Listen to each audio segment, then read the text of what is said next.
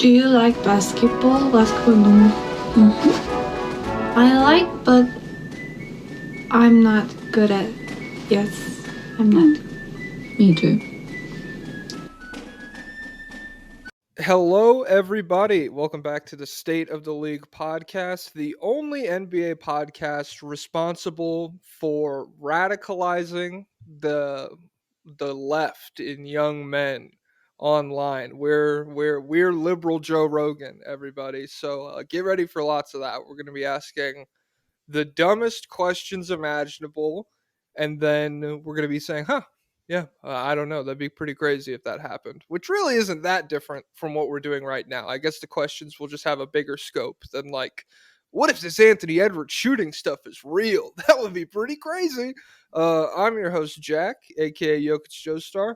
With me, as always, is the world famous Pablo Escobar. Pablo, how are you doing today? I'm doing fantastic. The next 4 years are going to be huge for me. It's going to go great for me.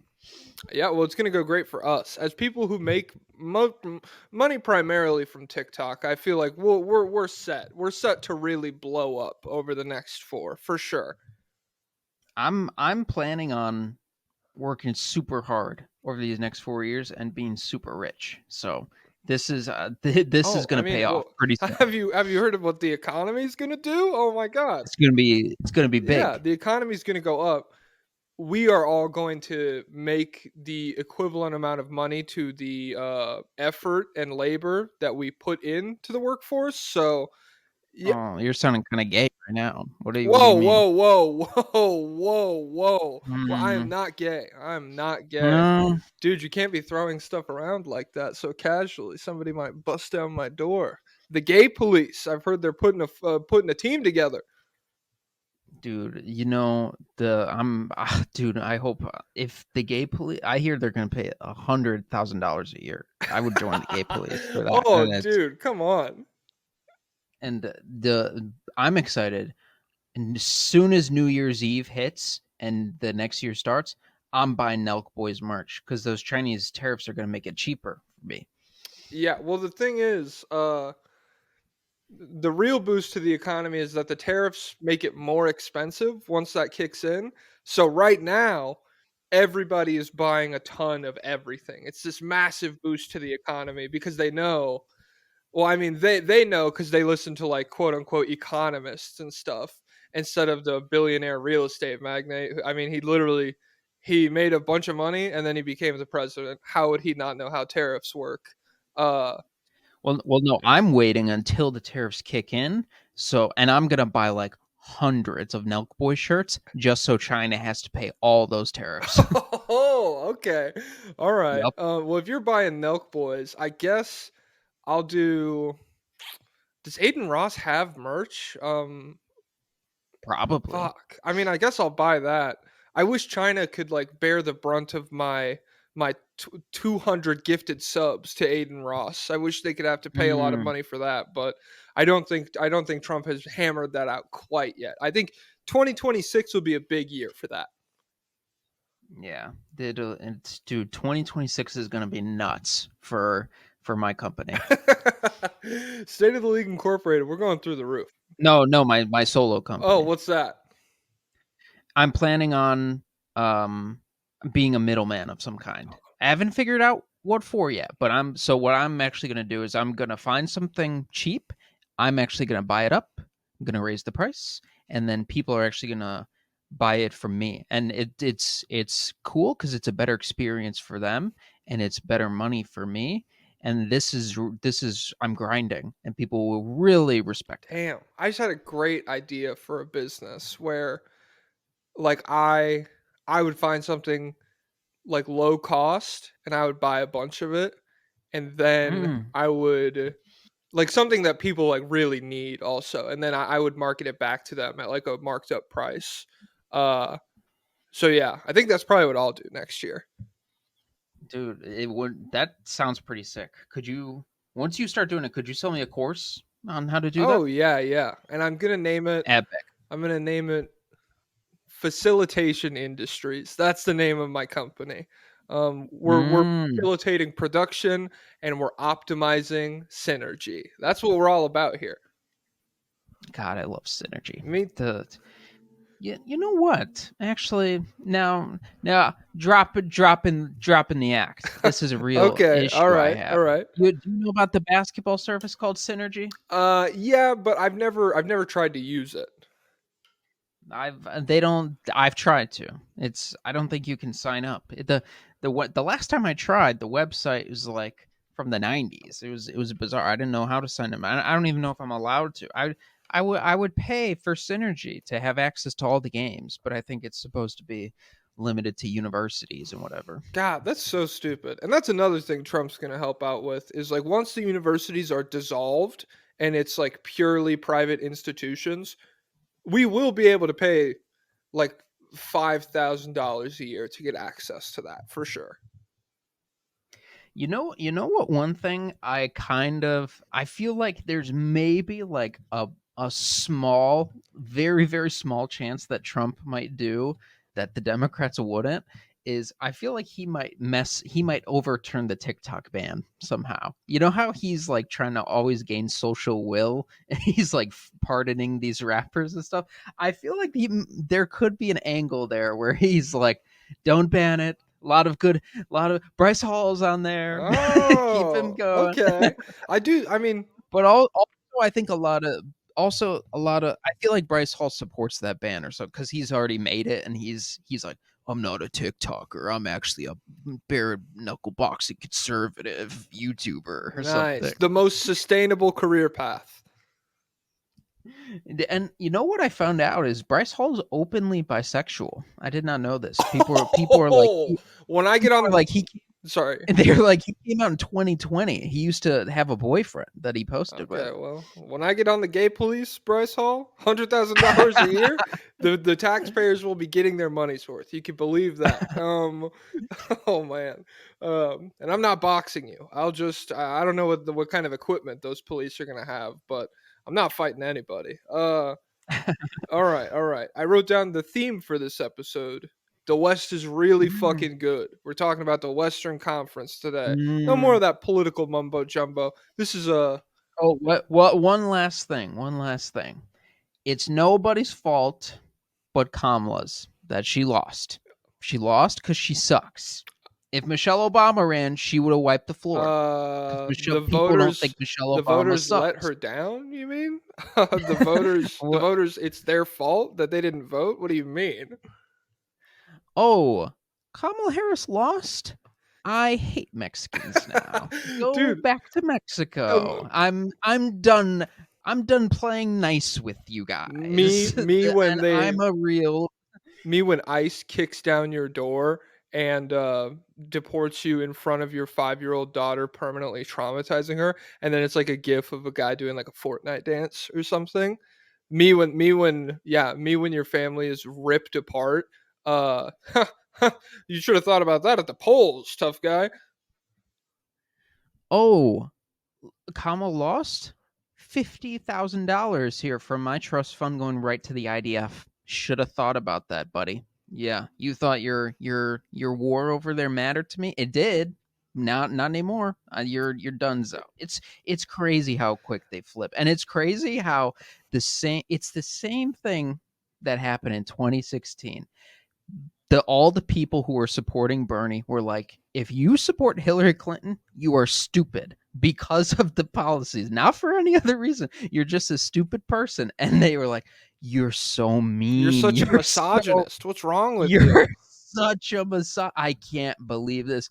And then she loses, and they were like, well, look at that. And they were like, this just proves how mean you are that you would gloat like this. And now it's happening again, and they're like, I see the videos they're making, and they're like, they're so smug to me right now. I'm like, yeah, they should be because you are an idiot. Yeah, I will say the one like the strongest lib heel turn I've seen in terms of like one tweet has been like going all the way back to like 2004 racism, where it was like, don't patronize these Arab corner stores anymore. Any small Arab business that you know of, do not spend money there because they didn't show up for you. You don't show up for them, and it's like, okay, like just Arabs. That's all. Okay, dude, that's crazy. I mean, you shouldn't be able to say that, but yeah, I guess You're, if you're certainly the good guy, and the person you were rooting for, who you put your life on the line for, was certainly the good guy. I'm sure. yeah, and also shout out to getting blown out worse than Hillary. Just it's not that shocking in retrospect, but like it's a possibility I refuse to acknowledge going into it. I was just like, people aren't that fucking stupid. And I mean, it's a combination of, it's not just like pure stupidity. It's definitely also like, oh, I ran a campaign that mobilized nobody and made everybody really apathetic towards me. But yeah, it's just crazy. So yeah, in terms of basketball, Trump is the Western Conference, and then Kamala is the Eastern Conference. In terms of interconference play right now, do you know what the record sits at? Oh crap! Is it a large disparity? They've I played know. they've played 38 games across the conferences. So, what do you think the record sits at? I would say West has won like 25.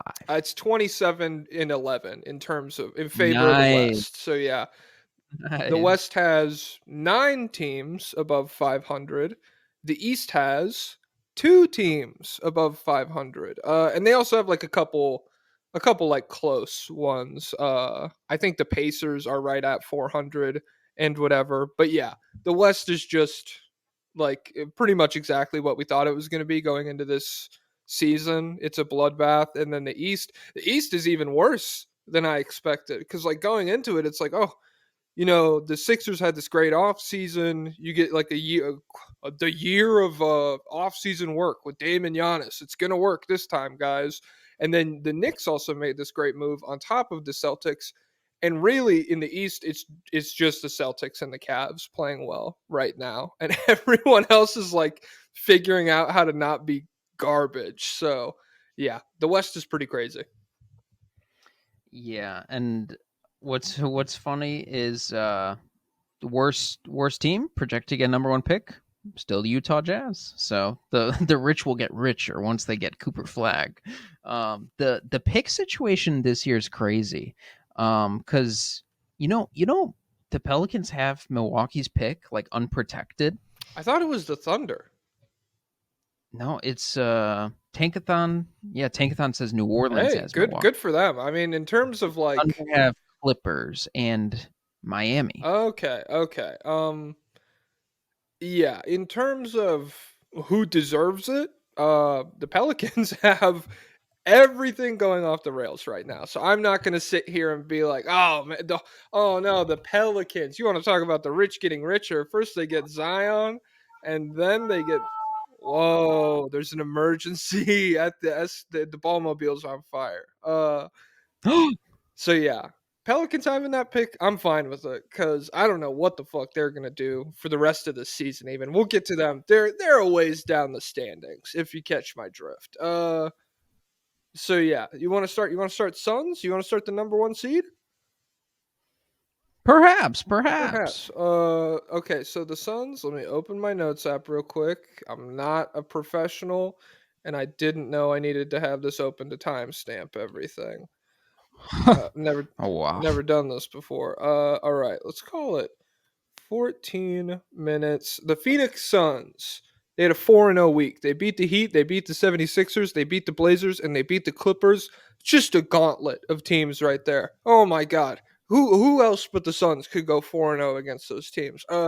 Now the Clippers did beat the Nuggets already, so I don't know why I'm talking that much shit. And the Heat are fine, and to be honest, their win against the Heat was pretty impressive, just in terms of like good comeback. They came back from down like 13 points, and then defensively, they beat the dog shit out of Miami. Bam had like his worst offensive game of the season. I think he had like a 27% true shooting in this, if I'm not mistaken, and just got obliterated by Nurkic in the matchup, which I don't care. He's still bad. But 20 points, 18 rebounds, 94% true shooting from Nurkic in the Bam matchup in that game.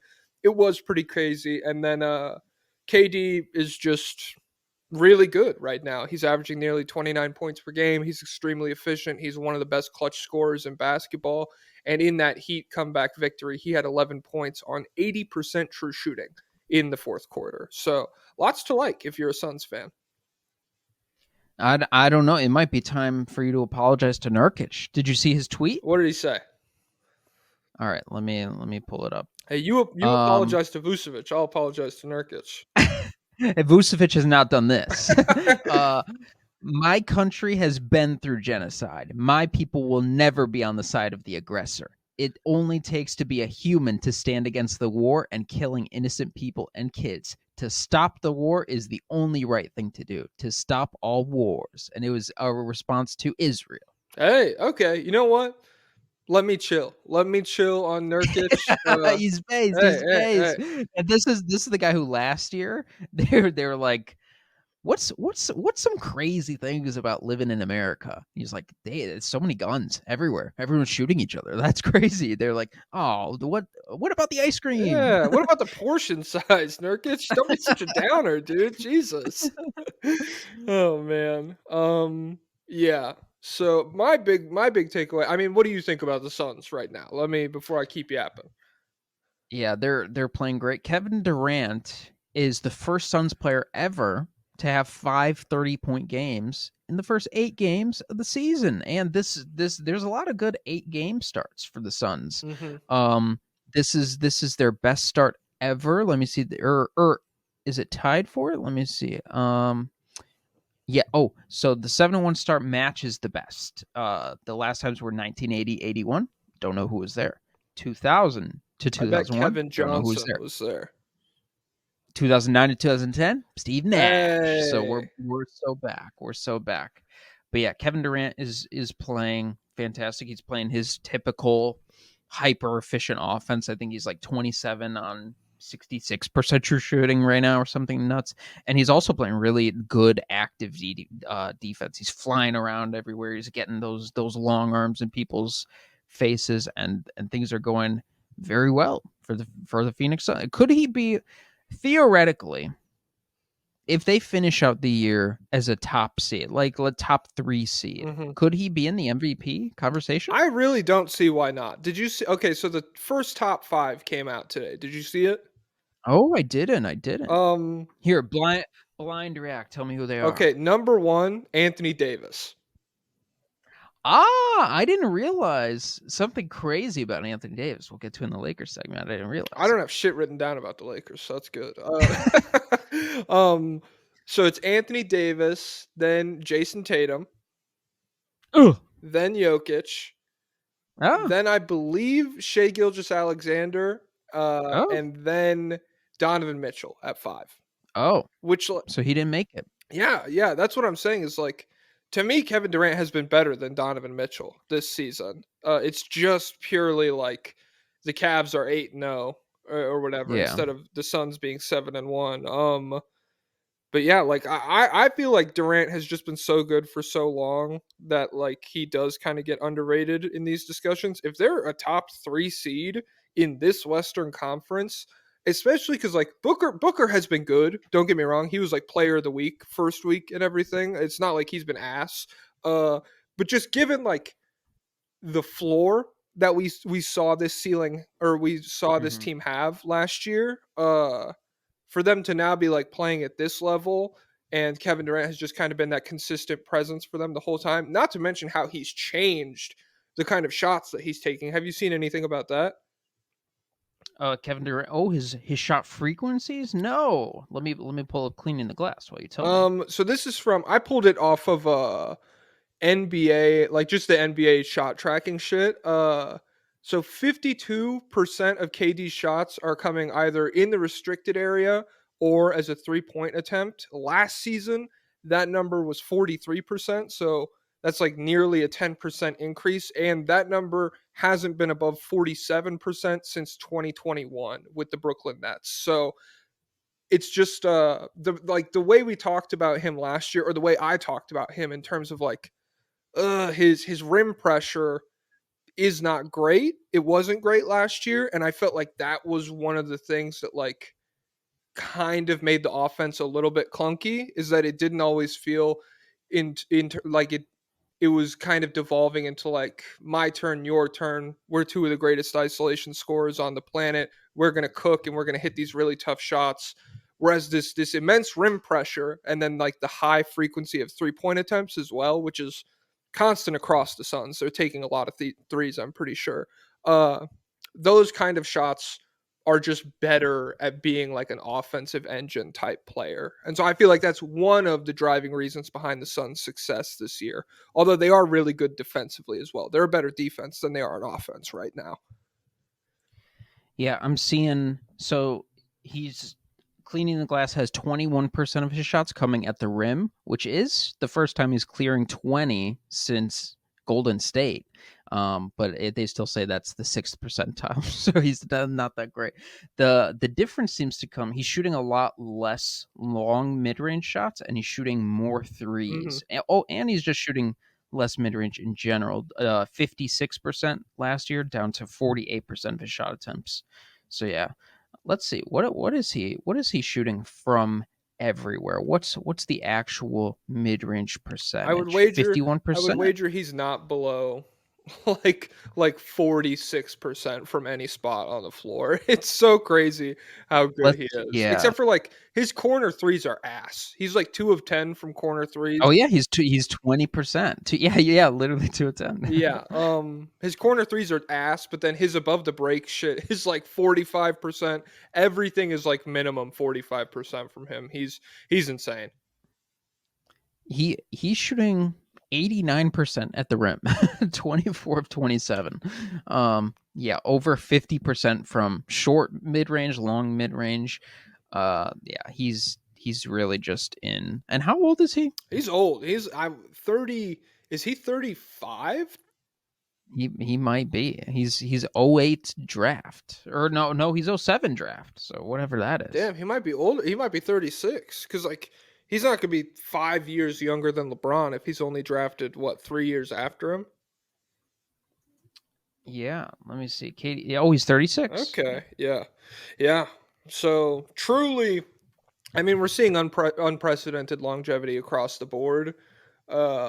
We got a couple guys further down the list that I'll give nods to as well, but yeah, KD is one of them. Just like one of the, especially after that Achilles injury, it's crazy that he's still here doing this. It really is, especially defensively.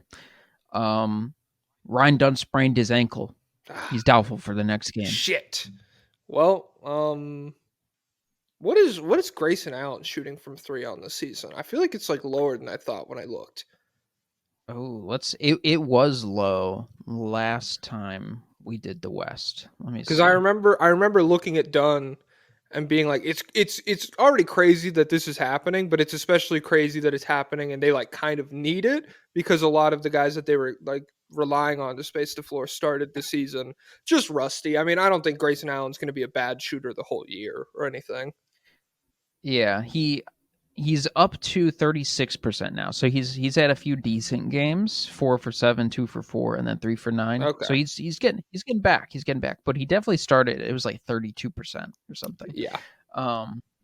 But yeah, another guy playing super duper well for them is Royce O'Neal. When you go to check their lineups, like all the Royce O'Neal lineups are killing it. I think he has the best net rating on the team. One of the best in the NBA, I feel like, especially like just eye test, and it's fucked up because like like Royce O'Neal last year was almost a meme, just like how much they were asking him to do. As like the only good defender on the team, really. It was like him and like whichever of KD or Booker was healthy. What did they trade for him? Do you remember? It was very little. I think they might have just signed him as a free agent, if I'm not like insane. Let me look this up real quick. Royce O'Neal trade. 3-team trade with the Grizzlies. Okay, so it must have been some sneaky shit. Yuta Watanabe. Oh, okay. All right, yeah. And then Keita Bates. They gave up 3 second-round picks. Hey, for I mean, one of the best defenders on your team, one of the best defenders on a top 10 defense right now. But that's 3 Ryan Dunns. Oh shit, dude! Imagine 4 Ryan Dunns and Kevin Durant. That's a God, that'd championship be team sick. right there. Holy shit! That'd be so epic. All right, I feel bad that we haven't talked about Booker that much, but I've mostly just been honed in on KD this week. I'm not gonna lie. Booker gets enough love on Instagram Booker, from the girls. They're like, "Oh, beard's looking good today, King." Yeah. yeah, floozy. Yeah. Yeah, Wench. we're the Republican podcast now. I was lying at the beginning. Ugh, she complimented another man. I hate her. I hate all women now. Yup. Yup, bars. My face when she's hoeing around. Oh my god. All right. So Suns 4-0, really good start. The Thunder. All right, let me. Wait. What? So let me fire off the rest of my notes. Hit me. Nurkic is the only player in the NBA averaging a double-double in rebounds and points in under 25 minutes. Huh? I wonder why his minutes are so Wow. low. Because they're conservative. Well, actually, maybe they're doing what the Blazers are doing. Tease. But yeah, Benching their bad players. and then the starting lineup is a negative so far, and the Beal lineups. Well, no, it's not. I thought it was Beal, but really, it's just they do so much better when Royce O'Neal or Ryan Dunn or both are in there. So it's crazy.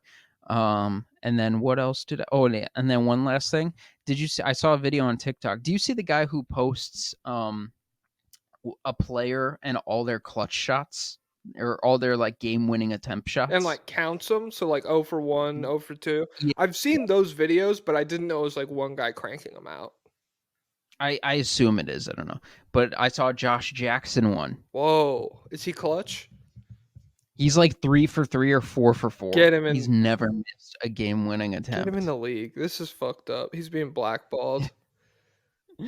And then all the comments are, "I thought he was the future. I thought he was going to change everything." Idiots. It's one thing to think Marvin Bagley's the future, but Josh Jackson, don't be ridiculous.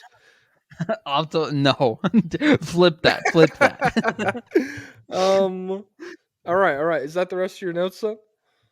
Yeah. I emptied the clip. Empty the clip on all right. Combo 27-30. The Oklahoma City Thunder. They had a 3-1 week. Oh, I wonder what that one is from. They beat the Magic, they beat the Clippers, they beat the Blazers. They lost to the Denver Nuggets. That's so crazy. Whoa. Broken clocks. Must have been a crazy Jamal Murray game or a crazy Aaron Gordon game. I don't know. The first thing I wrote down right after the game, you just lost to a Russell Westbrook 30 piece. But it was 29 technically, so not quite 30. I have a lot of questions about them because they're still really good. They're sleepwalking to these enormous wins, but it definitely feels like they could be playing better on the offensive side of the ball, at least. So the first thing I wrote down was Shea's pull-up three-point revolution. He is currently attempting the 12th most pull-up three-pointers in the league. He is shooting 29% on those, and it's not like unheard of. You have Luka, Maxey, Halliburton, Trey, Harden. They all shoot sub 30% on more volume than that of pull-up threes. It's just Well, Trey does it tastefully, so no, he doesn't. just gotta point that out. arguable. I mean, him and Halliburton are like the two ugliest pull-up threes of those. I feel like where it's like that shit's not going in, bro. Well, it's about the ambiance of the three. It's tasteful. Okay, So all right. so write that down. Well, Shea's are not tasteful. I'll say that much. It's just weird. It's a weird direction for his game to go after last season and the way that he dominated offensively, where from 5 to 14 feet. So this is off that 5-foot range shit on NBA.com as well. Last season, Shea from 5 to 14 feet shot 57% on 6.7 attempts. This season, he's shooting 41% on 4.9 attempts. Is this, like a super deliberate change in his shot diet that the 3-point shot is going to come around? Is this going to balance out over the course of the season? I don't know. It's just something. I mean, people way smarter than me like 2 weeks ago were like, "Damn, he's taking a lot of pull up threes." But it's continuing to be a thing. And I feel like it's one of the reasons he hasn't felt like he's still good. I think 26.7 assists on pretty good efficiency, but last year he was just like one of the most overwhelming scorers in basketball, playing a style of scoring at least that's different from what he's doing this year. Yeah, I think to me, I think it's probably a concerted effort. I think he's sacrificing the mid-range efficiency to try and add more versatility in his game. I think he's taken the loss on these right now. Well, hey, we're all Republicans now. We think in economic terms. He's taken Hey, the we're waiting for those temporary loss. tariffs to kick in, the 3-point tariffs. He's taking a loss right now for a profit in the future that'll be bigger than the loss. That's a revenue. That's business, profit. baby. Yeah, so I think that's the idea, to where like, hey, I do this 82 games, I might get pretty good at it. So, and then I'll be really hard to guard because I'm just permanently good at the other stuff, which I think is not a bad theory. I think he probably is just got definitely the rim pressure and finishing. Yeah, his and rim then, attempts, I didn't bring those up. They're still really good. He's like third or fourth in the league on really good efficiency, obviously.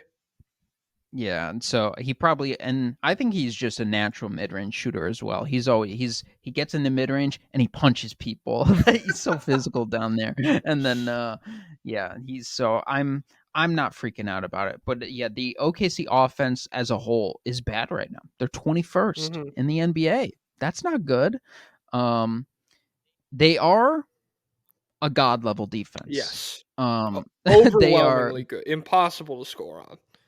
they are by far the best defense. They are the number one defense. They are 7.3 points better than the Warriors, who are at number 2, and then they are 10.7 points better than the third place team, which is the Mavs. So they are lapping everybody. They are the best. Do you have the list in front of you right now?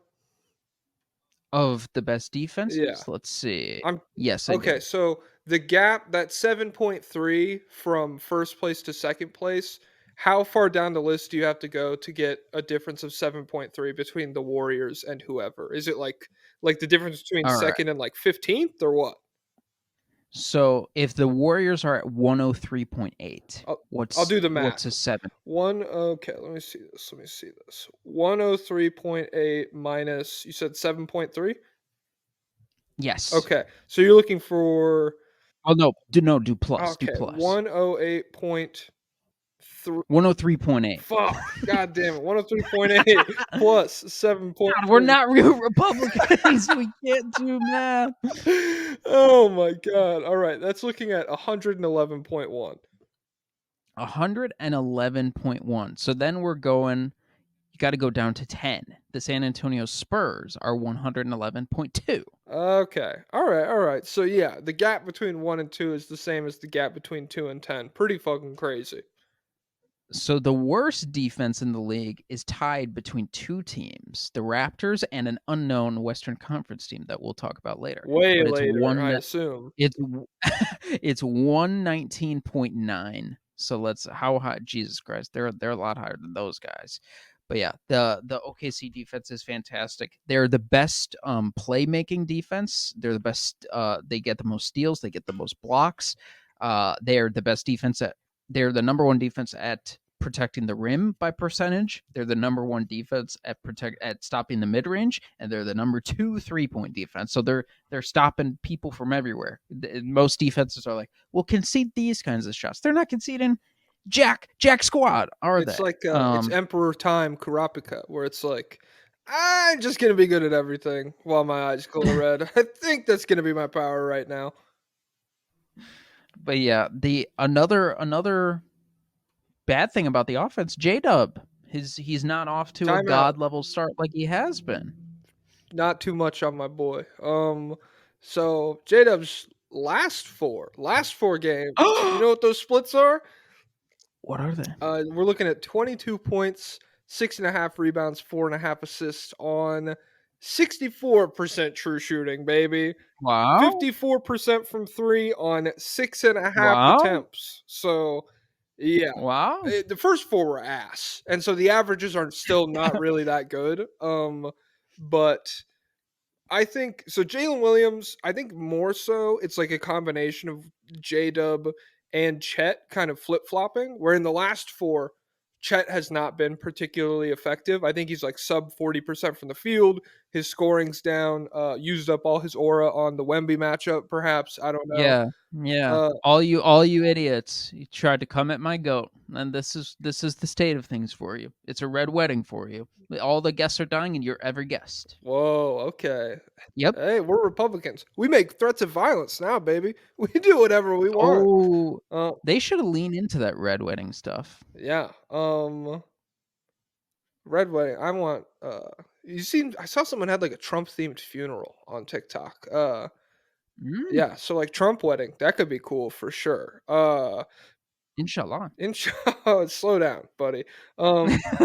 So yeah, Chet and J Dub. It's just neither of them clicking at the same time has kind of limited the offense, along with Shea not necessarily being insanely like just where he was last year so far, and then Caruso. God damn, you want to? That's your boy. That's your boy, Mister 40% 3-point shooter. I guess maybe in Chicago, the land of the many 3-point makes, the Windy City blows the ball into the basket, but on the plains of Oklahoma, it's a little more difficult, I guess. Well, I think he's taken he's how many has he taken? Very Well, in the little, I Denver think. game, he took 8 and made 1. So, Well, it's the altitude, of course. and every time he got Um, a 3, I was like, "Ha ha! Take that shit, bro. I'm fine." well, let's see. OKC is 3.6 better, Oh my 3.6 points god. better with him on the court. Let's pull up Josh That's Giddy. not what I'm talking. And What's I'm he not at? even saying he's better than Giddy. I'm just like in Oh, oh, Giddy's 7. The Bulls are 17 points worse with Giddy on the court. So Are you I think serious? we're up. Yep, Oh yep, man. yep. I told you he had 2 good games. Guy went on my YouTube. He said, "Circling back on this, you're so wrong about Have you Josh heard from Giddy." that guy yet? I didn't reply, but I could. Every game since I checked the Josh Giddy box score after. I think, God, I could just copy paste this and say, "Oh, really?" But no, I'll choose peace. And you know what I'm hoping happens. I'm hoping the universe takes care of it. When my YouTube, oh, He turned why his did my camera off, ladies and gentlemen. why He's did it just just that do guy's that? hacking you right now. That's the thing. I don't crap. I don't know. I literally don't know why that. Well, Um. now it's dark. I can't see you at all. Oh, Okay, we're in business. I'm hoping my YouTube will blow up, and then people will go back to that video in a year, and they'll be like, "Wow, great take, idiot! Great take, more like." And you know what? People do that to me on TikTok sometimes, but they're still wrong because they would like 2 months into the season, they were going on my last year off season Rockets video. They're like, "Huh, don't like that Dylan Brooks acquisition, huh? Think Fred Van Vliet's a chucker? oh, we'll Nice, get to them. nice take, buddy." We'll get to them in a I, few I got a spots. lot on them, but yeah, Caruso trade's still fantastic. It's kind of curious, don't you think, that they add Caruso and their magically historic defense? No, it's not curious at Curious, all. He's one of the best defenders in the world. I'm just curious. saying. Okay, so if we go back to like the Boston comparison that's consistently been drawn about like, holy shit, these guys have 5 guys that could dribble, shoot, pass, and score. Caruso can't do that stuff. He could Well, hopefully shoot. he'll get to it. He'll get to it. He could. Just like Drew Holiday used to not make threes that much. Like Drew he would go Holiday in was and an out. all-star. His 3rd year in the whatever, man. Well, because of politics. I'm just saying, like right now. His wife played for Team USA. You think that has nothing to do with it? Hey, wake up, sheeple. Yeah, right now, I don't know. His offense in a playoff setting, that's like the clear thing where they'd be like, cool. Defenses would be like, knock yourself out. And he's still good enough defensively to remain on the floor. It's not like a Josh Giddey situation where it's like, this guy's only theoretically good at offense and he's terrible. Caruso's, yeah. They had like, we talk about the courtesy post up like that teams used to do in the 2000s, like throw the ball to Kendrick Perkins on the first play, keep him happy. And they were doing that with Giddey, but just courtesy passes. Like, pass it to Josh and he'll give it right back to you. Keep him engaged. Nice. So at least they I think Caruso's still a boon in that way. Yeah, for sure. So yeah, that's not really, or that's about all I got. Yeah, just Chet since the Spurs game, 11 points, 8 rebounds, 2 assists, 2.5 turnovers, 52% true shooting. Still phenomenal defensively.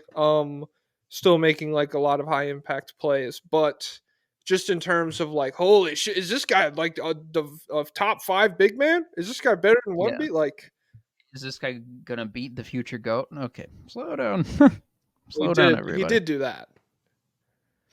It's it's a battle. Okay, but in It's that, a battle in an intergalactic war. yeah. So this So is like he took a moon for sure. yeah. And how many moons does Wemby have? Not that many right now. He'll get them. They're Okay, all coming. right. Because the infinite is universe.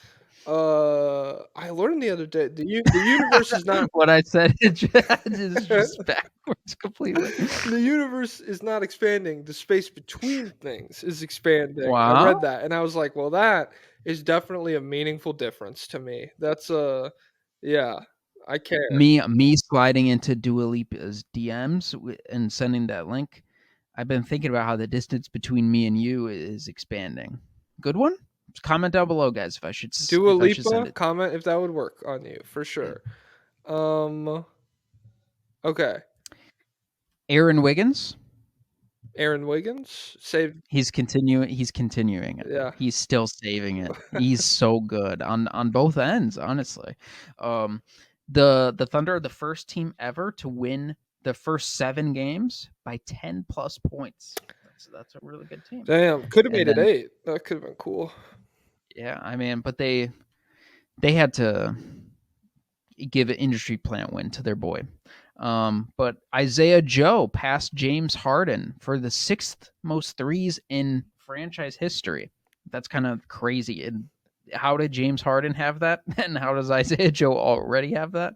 Very bizarre. And well, they count Sonic's records, but I guess no one on the Sonics I mean, will yeah, take it. what the Well, fuck is Sean Ray Kemp Allen doing won out it. there? And Rashard Lewis.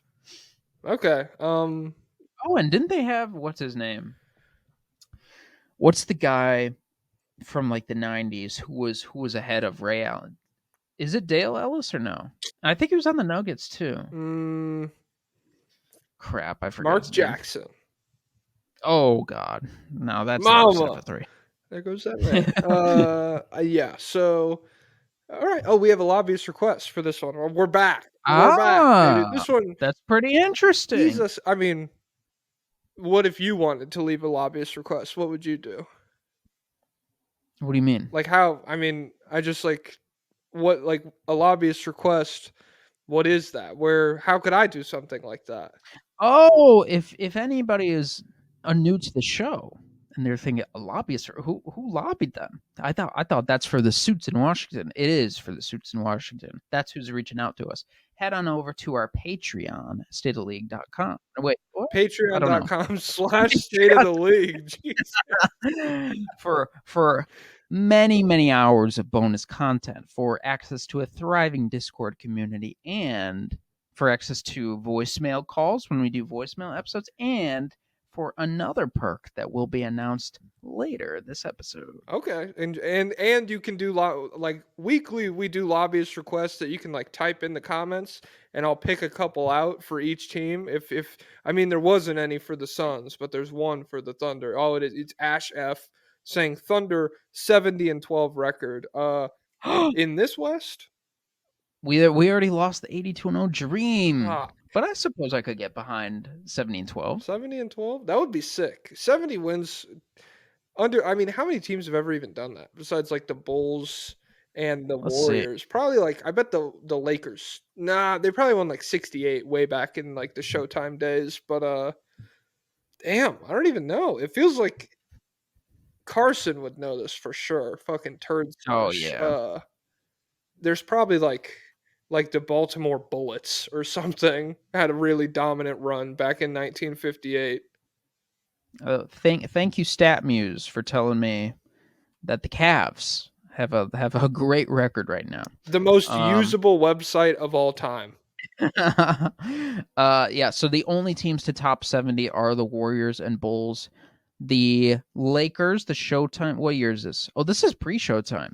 71, 72. They won 69. Nice. Damn. The Bulls won 69. The Sixers won 68 in 66 and 67. Oh, that'd be sick if they won it in wait. No, I'm thinking, why am I thinking the 76ers or the 68ers? The who is Dr. J there in 66? I would assume I don't so, even but know. I mean, he could be there in 1945. I would have no idea. But yeah, so lot of 60 guys. Oh. The Miami Heat won 66 in 12-13. Yeah, they had one of the longest. I think they had the longest win streak before the Warriors. I think that's who the Warriors Hey, broke. you know who broke that win streak? Who? Only the Bulls. Mm, Only the Bulls. Okay. You know that No. Fallout Boy made a song for the Bulls once. Fucking gay police. I got a report to make. No, Fallout Boy straight. I swear I'll prove it. Wishing to be the friction in your jeans. Nah, Fallout Boy's cool. Shout out to Fallout Boy. Shout out to Simple Plans. What's new Scooby Doo? Oh. That came on my Spotify. I like just organically earlier today. I was like, damn, this is a good song. And then the Simple Plan is bangers, man. what's your Scooby Doo? And I was like, damn, I'm really about to listen to this whole thing. And I did. All right. Bro, add Grow Up by Simple Plan. You won't regret You won't it. regret it. This is who I am and this is what I like. God, the realest band of all time, just being Really like, were. oh God, the world is so hard. Nobody I has it woke hard. up, it was 7. I waited till 11 just to figure That out that no one would call. I think I got a lot of friends, but I don't hear from them. Ooh, that and a Naruto edit? Oh my god. When you're spending every day on your own, so here it goes. I can't believe TikTok made that a fashion trend. Or no, it wasn't a fashion trend. They made it a happy trend. They would show pics of them. They would recreate pictures of them as kids, as adults. Yeah. They would show like their Christmas picture in 2006 and then just today they're standing in the same poses. And I'm like, that's not the spirit of the song. You should want to kill yourself. Yeah, you guys when have you no listen to this idea song. what it's like to be melancholy. Is the problem? You have no God. idea what it's like to walk past your elementary school and be like, "Damn, I used to play soccer here. I used to be a boy." You know, like what's happening? Why does nothing feel the same? Why is everything changing? Why is the world getting worse every time I check in? You know, that's the spirit of the song. Just because it sounds good, that doesn't mean shit. No, it's about Jinchurikis and being if the 9/11 of your village was sealed within you and people view you as a monster more than a child, that's what the song. Well, that guy is a monster. I mean, do you not have any idea what the Ninetales did to the fucking village? It's Honestly, it's a monster. honestly, and he's like going around, spray painting our monuments. What a shithead. This is what the fourth Hokage died for. Wow. I wish. God, Naruto we kept Republicans. hidden that's what Sarutobi was. He was like, God, I'm subsidizing this homeless refugee. God, I'm not parenting him. Ugh. Here's your fucking money, loser. All right, all right, Yeah, all right. don't spend it all on ramen. 48-30. The Golden State Warriors. Hey. Oh man, my undying belief is paying off. Hey. You want to talk about broken clock? Jesus Christ. Saying the same thing for 5 years straight and then it comes true again. You're like, ha, I knew the whole I time. told you it wasn't over. Yep, I knew told- Wiggins was back, everybody. Okay, so yeah, obviously statement win over the Celtics. Steph, I don't remember what Steph had in this game, like 27 points on pretty damn good efficiency, but I remember it felt more impactful than it was because like at one point in the second quarter he had like 6 points and he had taken like 2 shots, and it was like, oh shit, the Warriors are hanging around like this. What happens if he heats up? And then he did kind of heat up, and yeah, I mean it's just a great win for them. I locked in on a so they almost blew a 31-point lead to the Houston Rockets, and I locked into the tape on them building that 31-point lead. It was really cool. That was more of a testament to their defense, in my opinion, than like this Boston game. It was good defensively, but Jesus Christ, like in that Houston game, it's the Warriors have like no guards that even get affected by screens. Like Podziemski and Gary Payton II and Lindy Waters are all like, I'm just gonna go around it, and then I'll be right back on my guy real quick. Trace Jackson Davis looks really solid. Looney, Ozempic Looney, this motherfucker looks skinny as hell, dude. And then Salt and Pepper Draymond Green. He's growing on me. One of the goats. Oh my god. That guy watching Lindy Waters go around screens, that's what that bastard did to me. I'm just a screen to him. Their defense was really impressive in the Celtics game. I think Wiggins is back, maybe. It's looking like it. Defender. He's been cooking, dude. Yeah, and they force so many turnovers. They just get they're very active. They're getting their hands on balls and knocking them loose everywhere. It was a fraudulent woke win though against the Celtics because Jaylen Brown wasn't there. So the powers that be, that was probably Nike that set up that win for them. But what's crazy is this start has come. They're the best team in the league by net rating. They're the number 2 defense, number 3 offense, and Steph has missed 3 games, and he's only averaging 21, 5, and 7, and so they're still playing this well. But the Buddy Hield, he's real. I think it's real. I'm about to. That'll probably be my next YouTube video. I'm gonna watch. I'm gonna make it some Buddy first. Hield. I'm gonna make it after this one. No. I'm just gonna say No. it's real. I'm gonna say is real. No. Is real for 10 minutes, and I'm gonna upload it to our YouTube. Israel. Buddy Hield, Israel. Yeah, Buddy Hield is spectacular. As a pure shooter. His counterpart in Dallas, what's he shooting? We'll get to it. Tease. It's still pretty good. But yeah, Hield looks incredible. The Celtics win was great. That's really all I have on him. I got some. So a lot of people are shooting well for them. Wiggins is 41% from 3, and he's averaging 16 points a game, along with the defense we mentioned. Draymond is over 40%. Moody is over 40%. Everyone's playing well offensively, except Podziemski, who's struggling a little bit. Shot not going in, but better than Lowry, worth more than Lowry Markkinen. Hey, I mean, they're playing well. Who gives a shit? I'm not actually gonna like some of the on-off stuff. I'll tell you what, it looks good. Oh my god! You try being on with Keontae George. How's that? Yeah, they're the best team at defending threes by percentage, but also I think stat dweebs correct me. I think that might be just a luck stat. Like I forget what the conventional wisdom is on how to defend threes. If it's still limit attempts is the best way, and like percentage is it's just going to go in waves or what. But they're the second best team at defending the rim, but they're the 20th at defending the mid range. So that's how we'll beat them. Hey, so who does? Can they beat the Kings? Can they? A clash of philosophies. I like it.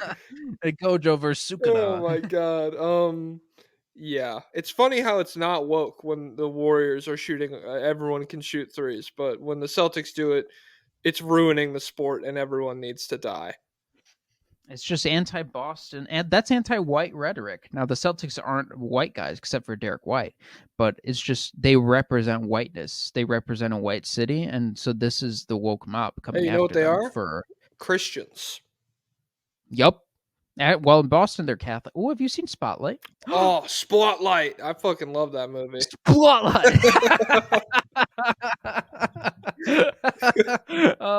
Have you seen Conclave? No, not yet. I had the It's opportunity. so good. Oh, It's dude. so good. Last night I was deciding it was between that or it was between Heretic, the Hugh Grant like scary guy Ah, movie.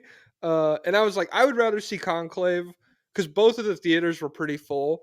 And I was like, I would rather see Conclave less crowded, less of a chance there's going to be like a loud psychopath in there. Um, so we went and saw Heretic. It was good. First half, incredible. Second half, it's the kind of bad guy he ends up being is like, it doesn't move me the way like the whole religious philosophy. What does it mean to believe like that? Like the first half is really good. I saw Smile 2 last night. It was okay. I think people really liked it. I've never seen Smile one, but the second one is more interesting to me. Like a pop star getting it, just as like a concept is more provocative to me than just like, well, what if It Follows was like a scary smile monster type thing? I ended up liking the first one more because there was more of like an explanation about what the thing is and like practical attempts trying to stop it versus this one. It was this movie is basically a person suffering for 2 hours like Nice. in horrific ways, and they keep suffering, and then they're like, oh, it was a dream. And then they're like, oh, suffering starts again, it was a dream. But the ending is crazy. Okay. Yeah, fuck. That one's almost out of theaters. I think I'll probably check out Conclave before Smile 2. I'm not gonna lie. Oh, I would recommend it. Conclave My is grandma spectacular. and my two aunts went to see, I got breakfast with my grandma while I was back home. Oh, Shout out to love spending breakfast. quality time with your family. And they had just seen Conclave, and I was like, "Oh, what you guys think? I'm really hyped for that." And she was like, "We all thought it was too long." I was like, it's 2 hours long, grandma." I mean, do you need fucking Subway surfers right there? Like, yeah. Shout out to her.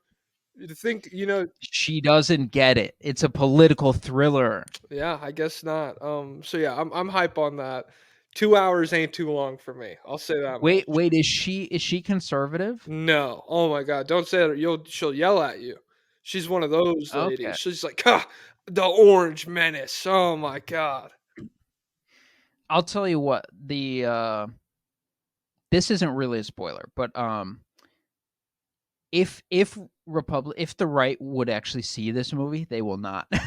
They would be upset about it. So does it paint it like?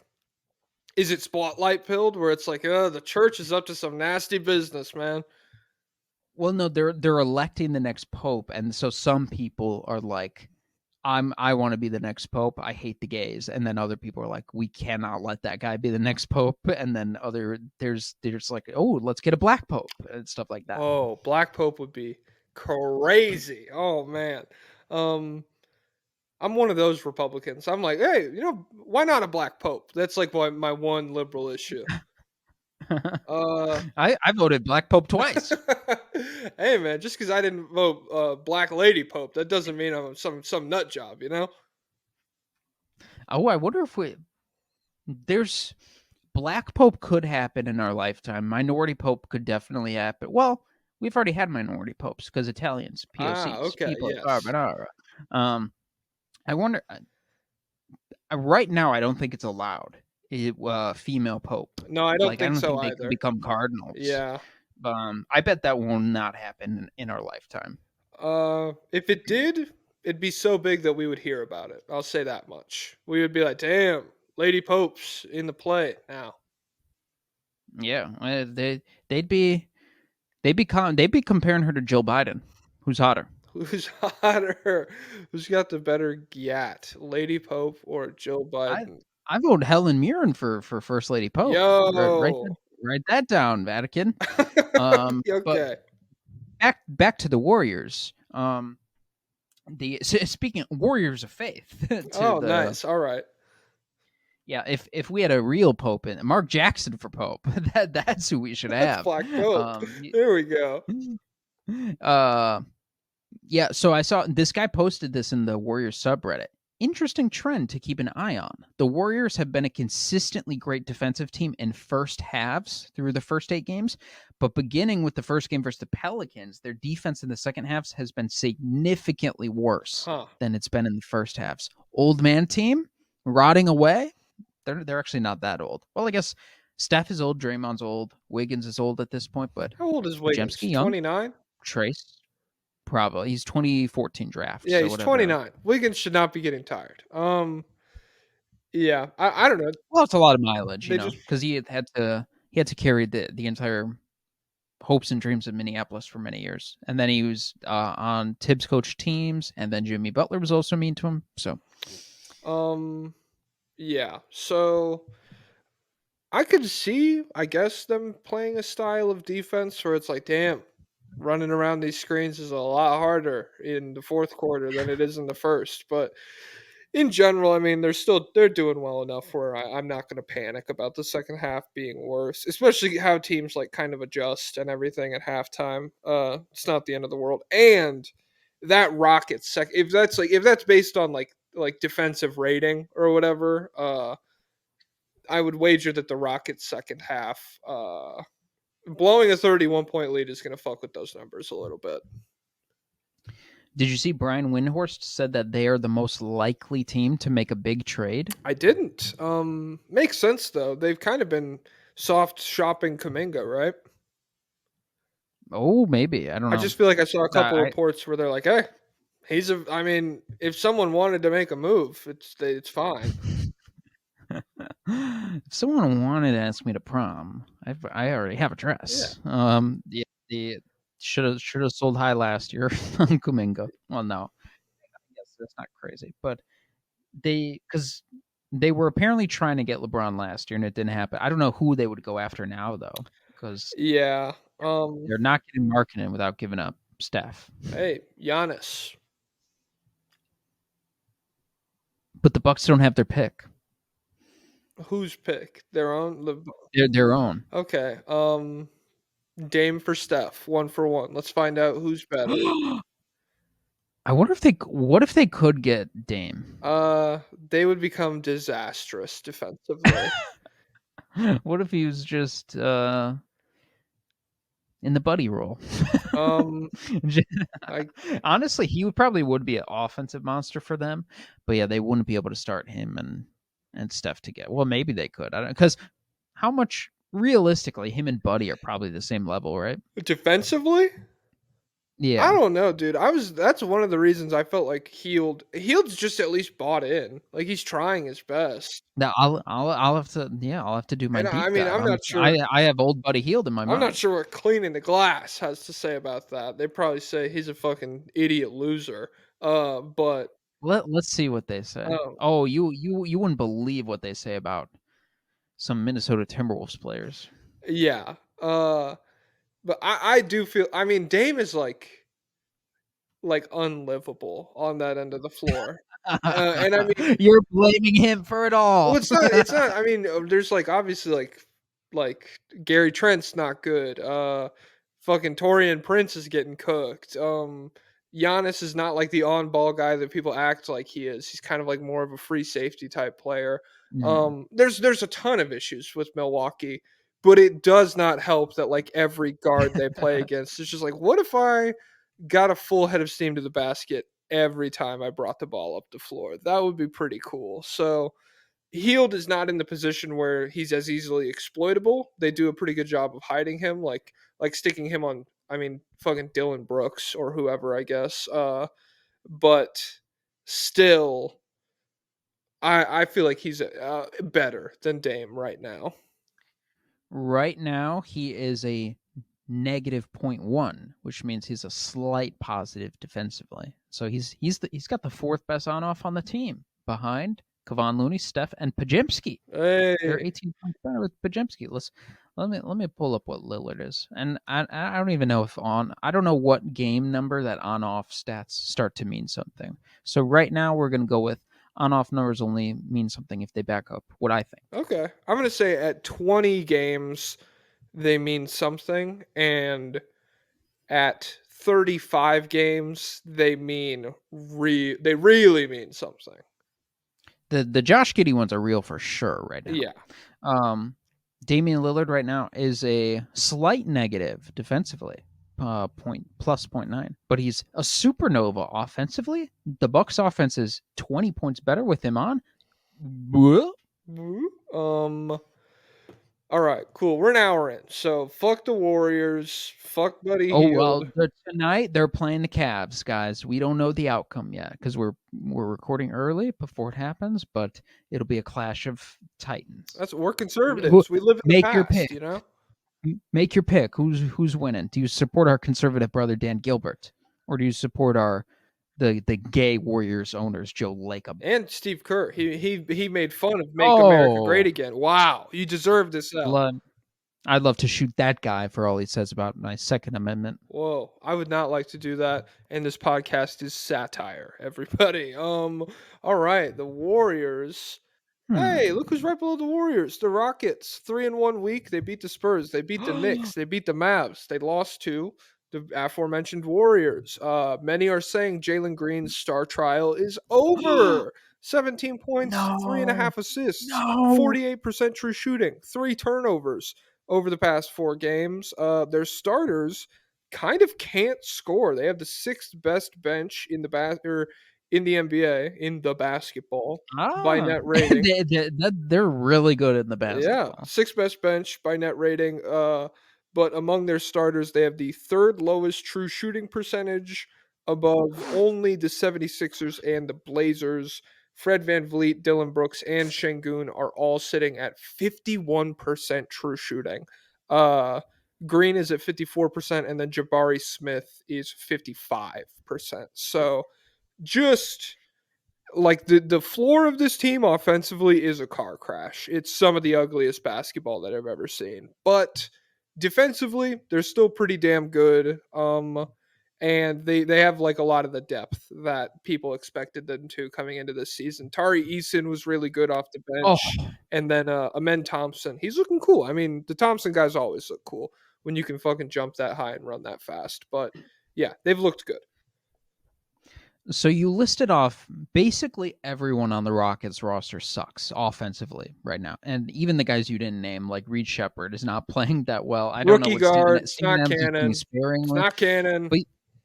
But yeah, like nobody. Cam Whitmore got assigned to the G League. He's shooting. You know what he's shooting from 3? What? 6%. Damn.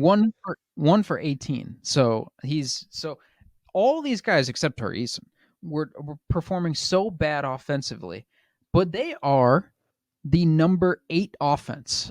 And so I was like, what is going on here? How is this happening?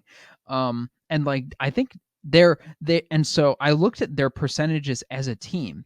They're 24th in rim finishing percentage. They're 26th in 3-point percentage. They're 16th in mid-range percentage. So how is a team that is doing poorly in all these areas, how is this a number 8 offense? I just don't get it. What's their rebounding like? Are they just fucking insane on the boards? That's what I've found. They are the 8th best half court offense because they're the number 1 offensive rebounding team in the NBA, and they have the 4th most putback points.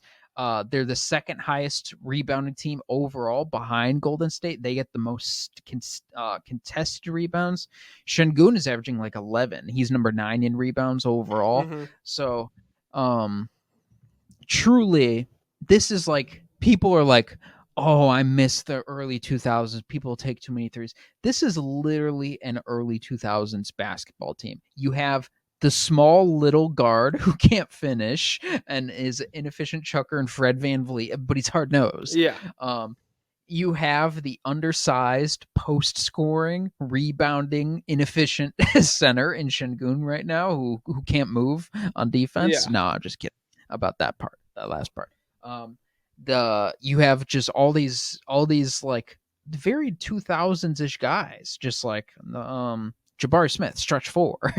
he's like Rashard Lewis, and they have the 28th pace, so they play slow, and they're just like, we're beating them up on the boards. Nice. It's like it's been the one payoff to assembling this like super athlete team is just you have all these guys who Tari Eason, massive wingspan, massive hands, and so he can snatch boards. Amen Thompson can jump out the gym. Şengün is great. Like all these guys, Dylan Brooks is probably fighting hard for rebounds because he can't contribute any other way on offense. So that's a classic pickup thing. Like shit, for 6. Let me lock in on the boards. I don't do that because I could jam a finger, but other people do that. I tore an ACL doing that. That's my whole bag. God, it's not worth it. You don't know. You don't know how I value victory. You loser. Oh man. Did you win that game? No, I couldn't finish it, but we were up 3, and I was gonna cook that guy in the post, but my knee bent backwards. Here you are a year later, and you're like, God, we could have had it all. I was on a 3-game win streak, so I was like, I was gonna wreck that guy. Oh my god.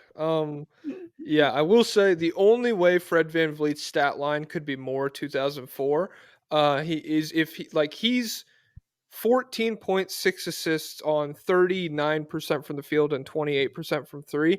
In 2004, that guy is taking 21 shots a game. That's and Fred VanVleet usually is. How many is he taking a conservative 12.9 attempts. So okay, yeah, he's toned it down in the rise of Jalen Green and all that shit. Who I guess is their real 2004 player, except he shoots 38%. Yeah, I forgot to mention him. He's got the real. Yeah, he's come back down to earth.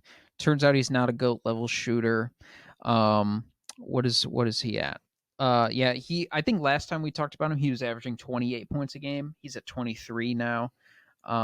His true shooting is down to 54. I think it was at like 58 last time we talked about it.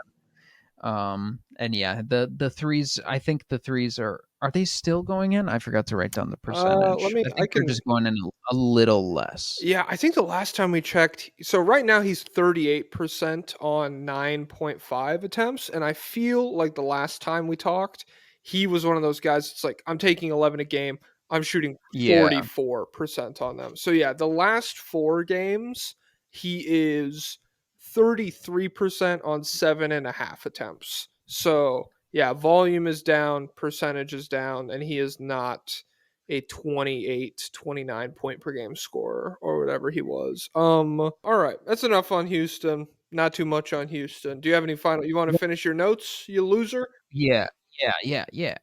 Please. Okay. There was a good article, or there was an article that had a good quote about Jalen Green. So, a big part of Green's development is learning how to play off of the Turkish big and how it can open up even more scoring opportunities. For years, Green and Şengün have been compared to Jamal Murray and Nikola Jokic in Denver, who have turned their chemistry into an NBA championship. The blueprint is there. I love playing with Alpi, Green says. We've had our ups and downs. I've played terrible. He's been good the whole season. It was really me who was trying to find myself from a whole new system standpoint. The games that we won and both of us scored well, those are the games that will come when it's playoff season. You see how Jokic and Murray are? I'm not saying we're like them, but they compare Alpi to Jokic all the time, so why can't I be similar to Jamal? Not saying I want to be, but someone that can get off too. It's a two-man threat every night. So if you're a Rockets fan, that's a great quote. Set your sights higher, young man. Hey, right now, you're better. First 4 games, not close. Yeah, but I don't know. I guess the reason that can't happen is that Şengün's way worse than Jokic. But way worse. Hey, let's beat Şengün or let's beat Sabonis first. How's that? Let's beat the Sabonis allegations first. Yeah. This guy's obviously not Aura watching. I'm not Aura watching. Are you Turkish? What is this? Hey, shout out to Turkey.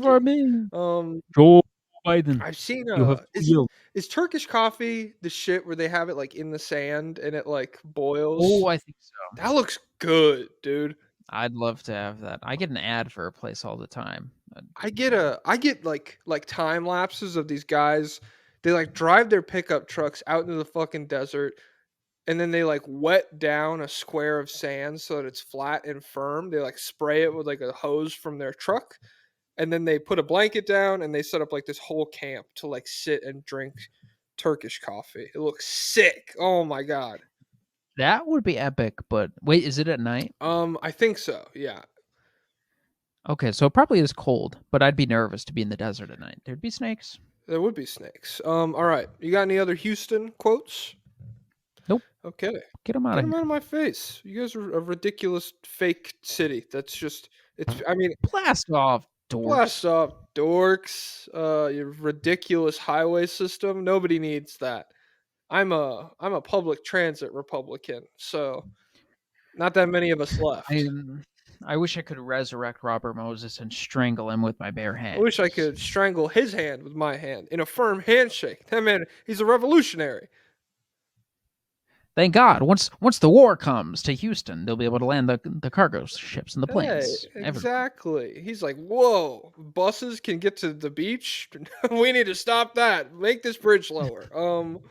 Yeah. So the Mavericks, calm little 2 weeks. So not ideal actually. They beat the Bulls, they beat the Magic, they lose to the Pacers, they lose to the Rockets. PJ Washington is injured. He had a knee sprain versus Indiana. He's not going to play tonight against Phoenix, and I don't think he's going to play Sunday either, if I recall correctly. Luca coming back a little bit, bouncing back from where he was. The knees bleeding like it always Hey, is. well, if the knee's bleeding, that means he's playing well, I guess, is the takeaway there. I think this week he's like 30 points, something very typical Luca, like 30 points, 8 rebounds, 8 assists. He's back up to league average true shooting percentage, which is the good thing. The efficiency has rebounded a little bit. He was like 58% true shooting this week. So, hey, that's solid. With how he looked the first few games, that's an improvement. And the fact that you're sitting here pretty damn high up in the standings still with kind of a mid Luca, with kind of an underperforming offense by the standards you expected it to be. I think they're 15th right now.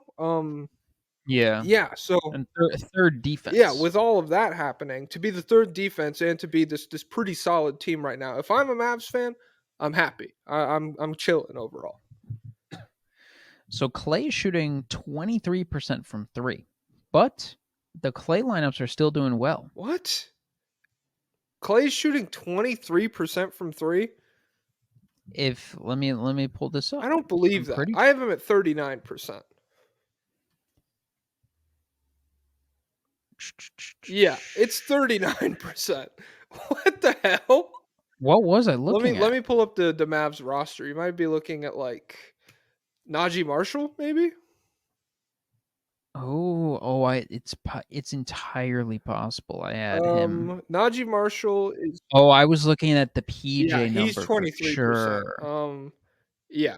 That'll happen, folks. 5 a.m. Mistakes are made. That makes more sense because I was like, man, they're still doing really well with him out He's there. playing And he, great defense. Jesus. Which, to be fair, for how I expected Clay to play, he has been solid on that end of the floor. Like, it's weird. It's weird that Golden State was so bad last year defensively, given like what are the substantial changes that have happened? They moved Buddy Hield in for look, Clay a Thompson. lot of it Draymond suspension time. Yeah, that didn't. yeah, I guess. Can't be doing that, Draymond. So I'm glad you chilled out. Yeah, what I wrote down is it's incredibly fortunate that Kyrie and Clay are as good as they are at shooting the basketball, because otherwise this offense would be in a really tough spot. Combined, they are what 45% on 14.1 attempts. I think the rest of the team is okay. Yeah, every other Maverick playing 10 or more minutes is 30% on 21.2 attempts. So these guys are single handedly keeping them wherever they are as a 3-point shooting team. I believe that's pretty middle of the road. 17th in percentage, 14th in attempts, all that shit. But those two individually have been insane. Kyrie is individually at like 55% from three on just over 6.5 attempts a game. He's been insane. So yeah, all in all, given again the way that Lucas started, the way that the offense overall has looked, to be sitting here at what the 6 seed, the 5 seed, at 5-3 could be worse for sure. I lagged out for a second. We're not on delay now, are we? You responded quick to that. Okay, all right. I think we're good. It just did I freeze on your I screen? wasn't looking. Okay. I have to read verbatim from my notes. Otherwise, I'm a soy boy like that, you know. But yeah, I really don't have much on the maps. Najee Marshall's playing well, despite I think the numbers don't look that good, No, they right? look terrible, but he has turned it around. Yeah. Yeah. All of the I think you go. Sorry. I just think the lineups with him are doing well, and he's the Najee Marshall stuff he does, little ball handling, little defense, it's working well for these guys. Yeah. He's very similar. Who the fuck? We just talked about someone where you were like, all the lineups with this guy look really good. Pajimski. Yeah, all the Pajemski lineups, all the Najee Marshall lineups lately look really good as well. So he's similar guy. We do have a lobbyist request for the Mavs. It's Dean Dix says Kyrie is too expensive for what he provides, and he's not getting better. Oh. Mavs won't win until he gets moved or discounted. I'm not sure. I'm not sure what Oh. discounted means. Saying this when he is averaging 23 points and 5 assists on what are we looking at? 61% true shooting. It's entirely fair to criticize him for like the inconsistency between playoff series last year or the way that he looked in the finals and all that. But like, really, I mean, as someone who's watching Jamal Murray, like the floor of what a star guard can be in the regular season, you're getting fair value with Kyrie. It feels like, especially considering you gave up nothing to add him. So last year he made 38 million. This year he's making 41. Next year he could make 43. He's got a player option. So I think that's good value for what they're getting. That's like Zach LaVine money. Because the people got to remember contracts are skyrocketing. Yeah, So there's the Jalen Browns making 60, and the highest end players are making 60 million a year. So I think Jalen 40 is good Green value is for getting like Kyrie. 35 a year right now or something with his new deal. Yeah. So I wonder it's entirely possible Kyrie makes too much on the next contract. Yeah, Because he is already he's 32 this year. So but right now I'm feeling good about it. I don't know if there would be a better option out there at his price point. And I don't know if there's a better option out there for that talent at that price point. yeah. Yeah, actually I would trade for Zach LaVine if I was them. He caught a lob. Kyrie did. He always looks Zach can do that. no, but Zach is too athletic, so it doesn't look like impressive or difficult at all. It's just like, oh, congratulations, dude. But when Kyrie dunks, it's like the perfect blend of like, oh, he's bouncier than I thought, but it's not like nothing for him to dunk. So it has a very unique aura to me. He's a little guy. Yeah, yeah. Okay, cool. Mavs talk is over. Let me timestamp this bitch real quick. Yeah, get them out of Get here. him out of here. First Houston, next Dallas. What's next? San Antonio? No, Ah, it's Sacramento. The Kings 3-1 this week. They beat the Raptors, Heat, and the Hawks, and then they lost to the Raptors as well. Do you have any thoughts on the Kings? I do somewhere. Hey, Mondays, am I right? What day is today? Today's Friday. yeah. Epic. And you're listening to this on a Friday as well. If you think it's Saturday, you're losing your mind. Where is my king? Oh, here Oh they are. my god, Okay. what a fucking slacker. Jesus. Drake versus DeMar. Versus Vivek Ranadive. I'll tell you, how are people back on Drake's side? I don't Like, know. how are they like, it's so disrespectful that DeMar DeRozan was in that video. Drake is 100% right to feel the way he did. Guys, Drake's a creep. Guys, Drake is not on the team. Even if he wasn't, Drake being like, "You better not retire his jersey." Who the fuck are you? I mean, congratulations on the raps. It's cool. Congratulations on the house and the cars and the money. I don't think you should have a say in whether or not DeMar DeRozan gets his fucking jersey retired. I don't think Drake should have a say in anything. guys, he lost the rap battle. His songs were worse than Kendrick Lamar's, and he looked everyone. The number one song was about him being a pedophile. It's going to be at the Super Bowl, so I don't know how he's regained traction. It's incredible. But yeah, that was cool. Shout out to Mar for standing up to probable pedophile Drake. What's it? Just Drake, Aubrey Graham. Mm-hmm. The Kings have a top 5 offense and top 11 defense. Wait, and if the Kings have a top 5 offense, they got to be taking threes, right?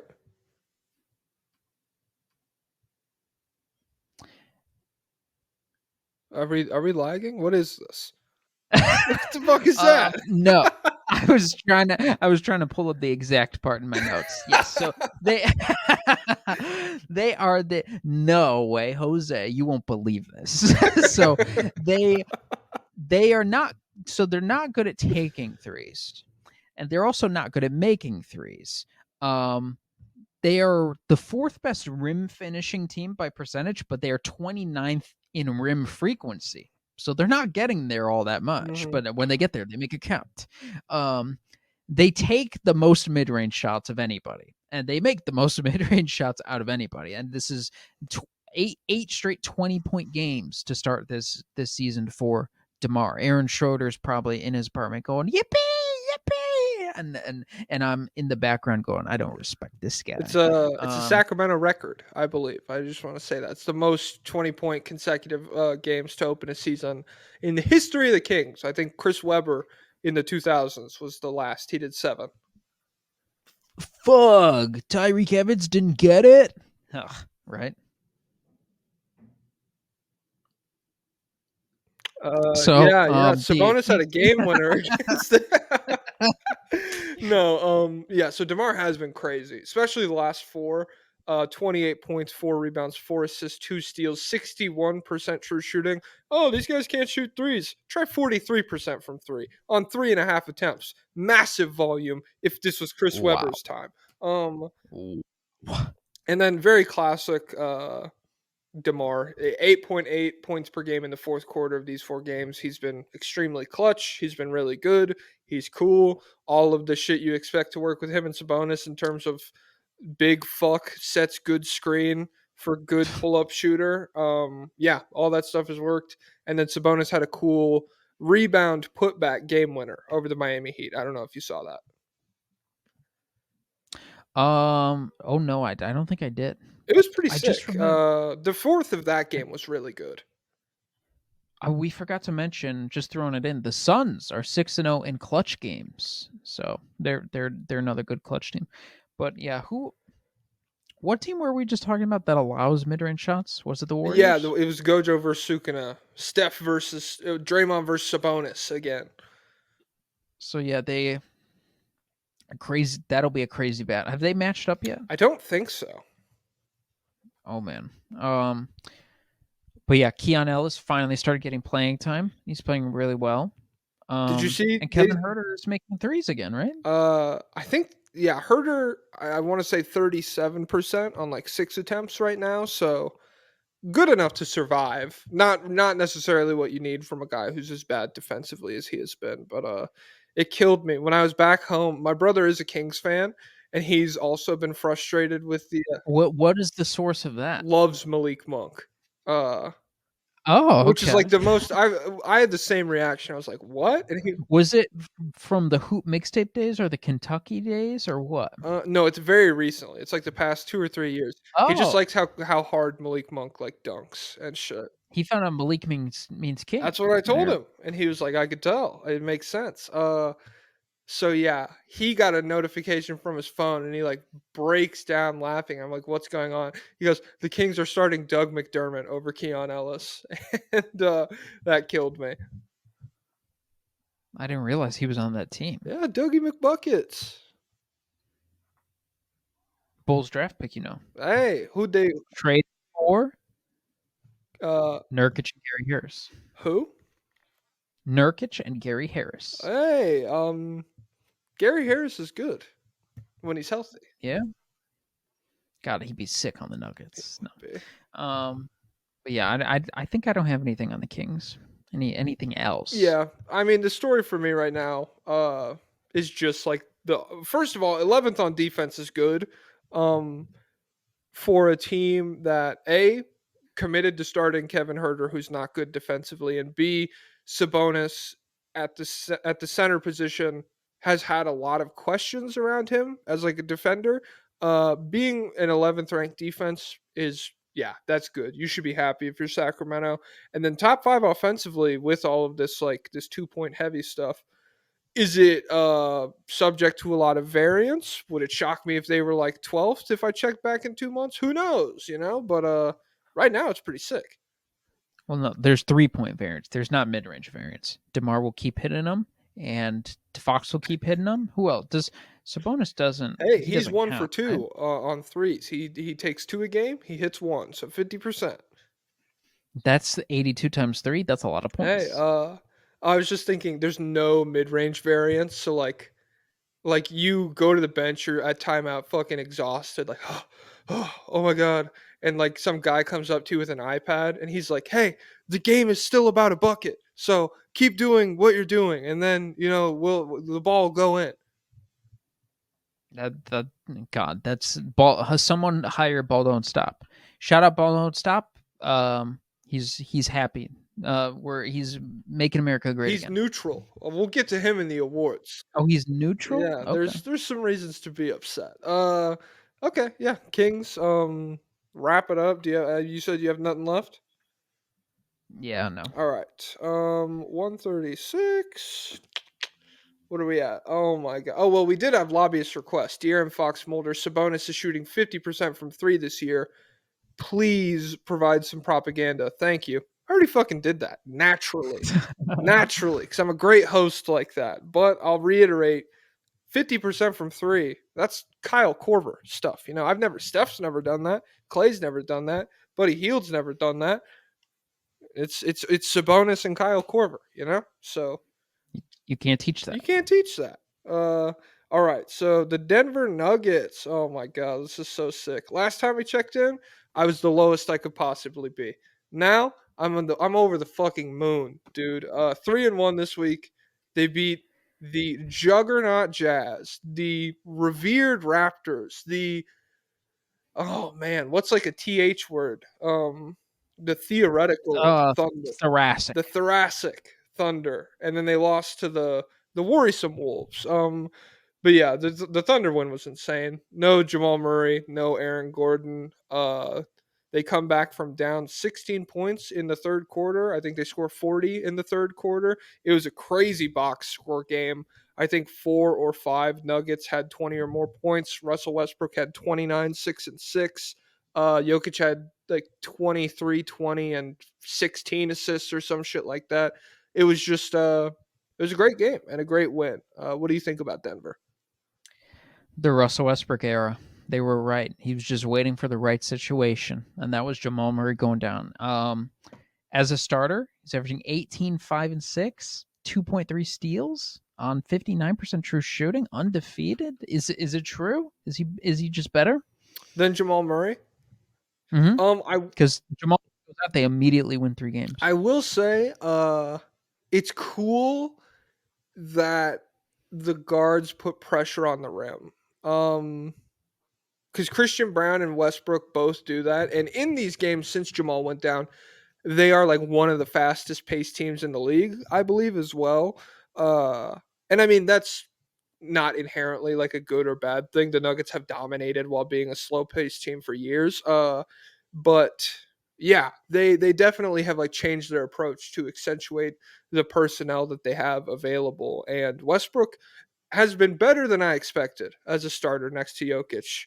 They're just waiting for the right situation. The right situation is playing next to like the best offensive player of all time. I guess your life gets pretty easy when that happens. So, yeah, he's been incredible. Christian Brown, fuck, what the hell is he averaging? Let me pull this up. 16. Yeah, it's gotten to the point. I saw 2 crazy tweets. The first was, what if Christian Brown plays so well that he demands a lot of money on his next contract? I'll kill myself. Oh, And then what if Christian Brown's just Jimmy Butler? And then Jimmy Butler would take a pay cut to win. That's just the kind of guy he is. So Ah, yeah, yeah, it's pretty sick. He's been insane. He dunked on Rudy Gobert, even though they didn't win. I'll still hold that in my heart forever. Uh, Peyton Watson, the game-winning block, oh, it was sick. and to do that after bricking 2 free throws, where I was sweating those free throws out. I was when he went to the line, he has like he looks like a baby. He's like 10 years old. And he has big like scared eyes sometimes. And so he was going to the line and I was like, "Damn, dude. All we need is one and it'll be okay." And he just bricked both, like not even close. And yeah, to get the game winning block after that, it was really good. This was just a great game in terms of non-Jokic Nuggets proving that they could contribute to a high level win. Because in the fourth quarter, this wasn't like dump the ball to Jokic, please save us, do everything you can to help us. It was a pretty like team oriented approach. He's averaging 16 points a game. You know what KCP is at? Probably fucking poop points per game. 7. Less than half. Christian Brown rebounds. You know what that's at? 5, if I had to guess. Yup. You know what KCP's at? 2. Yup. Damn. Okay. All right. Assists, Christian Brown? Probably like 1.5. 1. Okay. KCP? 2. 1. So we're lapping him. And then 46% 3-point shooting for Christian Brown versus 24 for KCP. Is KCP a Jokic merchant? No. I bet his shot will rebound to some extent, but it's just he was not like the whole thing with him was like, oh, he's a great shooter for how good of a defender he is, and vice versa. He's like a great defender for how good of a shooter he is. But like just like honing in on strictly his 3-point ability, which is what the Magic are kind of doing. They're like, we have everyone can guard. It's fine. We need people to space the floor. His shot is not like best in the league caliber or anything. Yeah, Calvin Booth is up. I guess he made this big bet, and it's paying off. Christian Brown's playing well. Yeah. Christian Brown rocks. Jokic leading the league in points, in rebounding and assists right now. That's crazy. MVP loading. There's been a lot of discourse online. So I don't even know how this one happened. Cat more skilled than Jokic. I think Austin Rivers might have thrown it out. Yeah. Lou Williams agreed, and then he apologized. Damn. Okay, you don't have to go that far. It's not that deep, Lou Williams. Jeez. He said I was wrong, guys. Sorry. Well, it's because like guys like Lou Williams, like ball don't stop guys. I totally see it. I see why someone like knee jerk reaction would be like, the best 3-point shooting big man of all time, Mr. Face you up from the perimeter, cross you over, and fucking dunk on you, Karl Anthony Towns. That guy's less skilled than Tubster over there. I don't, because his highlight, I feel like Karl Towns' highlights aren't. I would have thought they wouldn't appeal to those types of people. Because he kind of looks out of control a lot of times. Well, his highlights, even when it's work. To me, his highlights are like damn, dude, what if Giannis was like less strong, but like a little more fluid, like a little more touch based. Giannis has better touch than Karl Anthony Towns at the rim too, but like, jump shooting pilled. That's what Cat's highlights look to me. It's just like that's cutting out 5 possessions a game where he is like a runaway locomotive that you're like, dude, slow down, please. There's nothing there. Please stop. You know what? It probably is just box checking. Like, and he checks 3-point box and Jokic doesn't. And that's it. Because he checks post up. He checks post up box. Mm-hmm. His post ups, the highlights look sick. Now, if we check the percentages, are they going to be the best in history? like someone else? Probably not. What's crazy is Cat's post ups are also uglier. Like eye test wise, like it's like Cat's jump hook is one of the least like aesthetically pleasing things in the league. It's disgusting. And I thought people don't like him. Like I thought other players wouldn't even like him. So I don't know. Yeah, it's crazy. And also like people are like Jokic is just straight IQ. It's like what do you think that is? Like what do you think? He's just like I don't have skill. I just know how to do stuff. This pass isn't skill. I'm just knowing how to do that. I know. Sorry, my girlfriend just walked in, everybody, and that's okay. Lock in. Hey, God. I am locked in. I've been sitting here recording this podcast. Audio only listeners won't know. It's slowly gotten darker in my apartment as the sun has gone down, and she walks in. But you like that, huh? Winter guy. He's Oh like, my yes, let god. the sun set. Hey, I'm not Let tweaking the about it. darkness wash over me. Hey, well, you wouldn't get it, Mister. I'm just a kid is a happy song that everyone loves all the time. Oh, Yeah, that's how you're acting right now. You wouldn't understand. God damn, dude. that simple plan in the darkness. Oh, Now that's dude, a vibe. come back to me at like 11:30 tonight when I'm crushing tape. Oh man, I'm just a kid, and it's like Jalen Brunson's floater isn't as good as it was last year, and I'm like, damn, time moves on, man. This is crazy. Yeah. So Nuggets look good, but like it's weird because Jamal's out, and Jamal was not playing good. But it's sick that like Westbrook even has this ceiling, even if it's not like what we're gonna see every night from him or whatever. But he is legitimately good, playing off of Jokic for the most part. Still some crazy passes, still the errant shot here or there. But over the past two games, livable. And I guess that's just the Westbrook experience at this point. When it's livable, it's fine. And when it's not, you have to stomach playing one of the worst players in the league. A guy who should retire. Hey, whoa. He's not Nurkic. Slow down. That's what Anonymous Scout said. And I saw on the Nuggets subreddit they were taking the victory lap on that. Yeah. Oh, This oh, guy our should star retire. point guard should retire. Kill yourself, Mister Anonymous NBA Scout. All right. 146.30. Where are we at now? Who's after the Nuggets? Do we have a Nuggets lobbyist request? Oh shit, we did. We had two. Okay. A, what do y'all do to cope when your NBA teams start playing terrible? I can't even tune into social media because I hate reading all the accurate slander when my team has a horrific loss. This is a Republican podcast, baby. Deny, deny, deny. If my team plays bad, that's bullshit. A, the officials hosed us. I've never seen a team get worse calls. I mean, the league has it out for us. Adam Silver made the call. It's obvious. It's blatant. B, the other team is a bunch of physical hacks who do nothing but spam three pointers and punch people when they go to the paint. And then C, anyone who disagrees with me is an idiot loser. That's the big three right there. I'm in a different position where I am actively rooting for the not well-being of my team, the destruction of my team. I'm rooting for my guys to play poorly and do bad. I'm every game I miss, I'm checking the box score. I'm like, God, I hope Josh Giddey did bad tonight. I hope Vucevic did good. So it was not for the well-being of the team, for trade value. For same with Zach, and I hope everyone else did poorly to ensure we get L's. So I'm in the opposite boat, but still, I don't cope well. I imagine becoming president and forming a special task force to barge into my owner's office and take him and his family hostage and the Bears ownership, including Virginia McCaskey. And I fantasize about putting them in a Hunger Games type situation and making them compete on live national television, or just executing them in public in front of the Shed Aquarium. So that's what I got for you.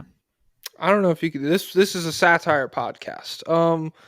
Adam Just kidding. Adam Boudra in Minecraft. I would do that in Minecraft. Adam Boudra said, if Jamal is actually cooked, what are the Nuggets' options? Unless he requests a trade, Jokic is tied to him for probably the rest of his career. Shut up, man. God damn, bro. Fucking beat the Thunder. You're fucking pissing on the parade over it. Zach LaVine, trade for Zach Hey, LaVine. That's one of the options. that's a pure hooper. I don't know. If Jamal's cooked, it is what it is, you know.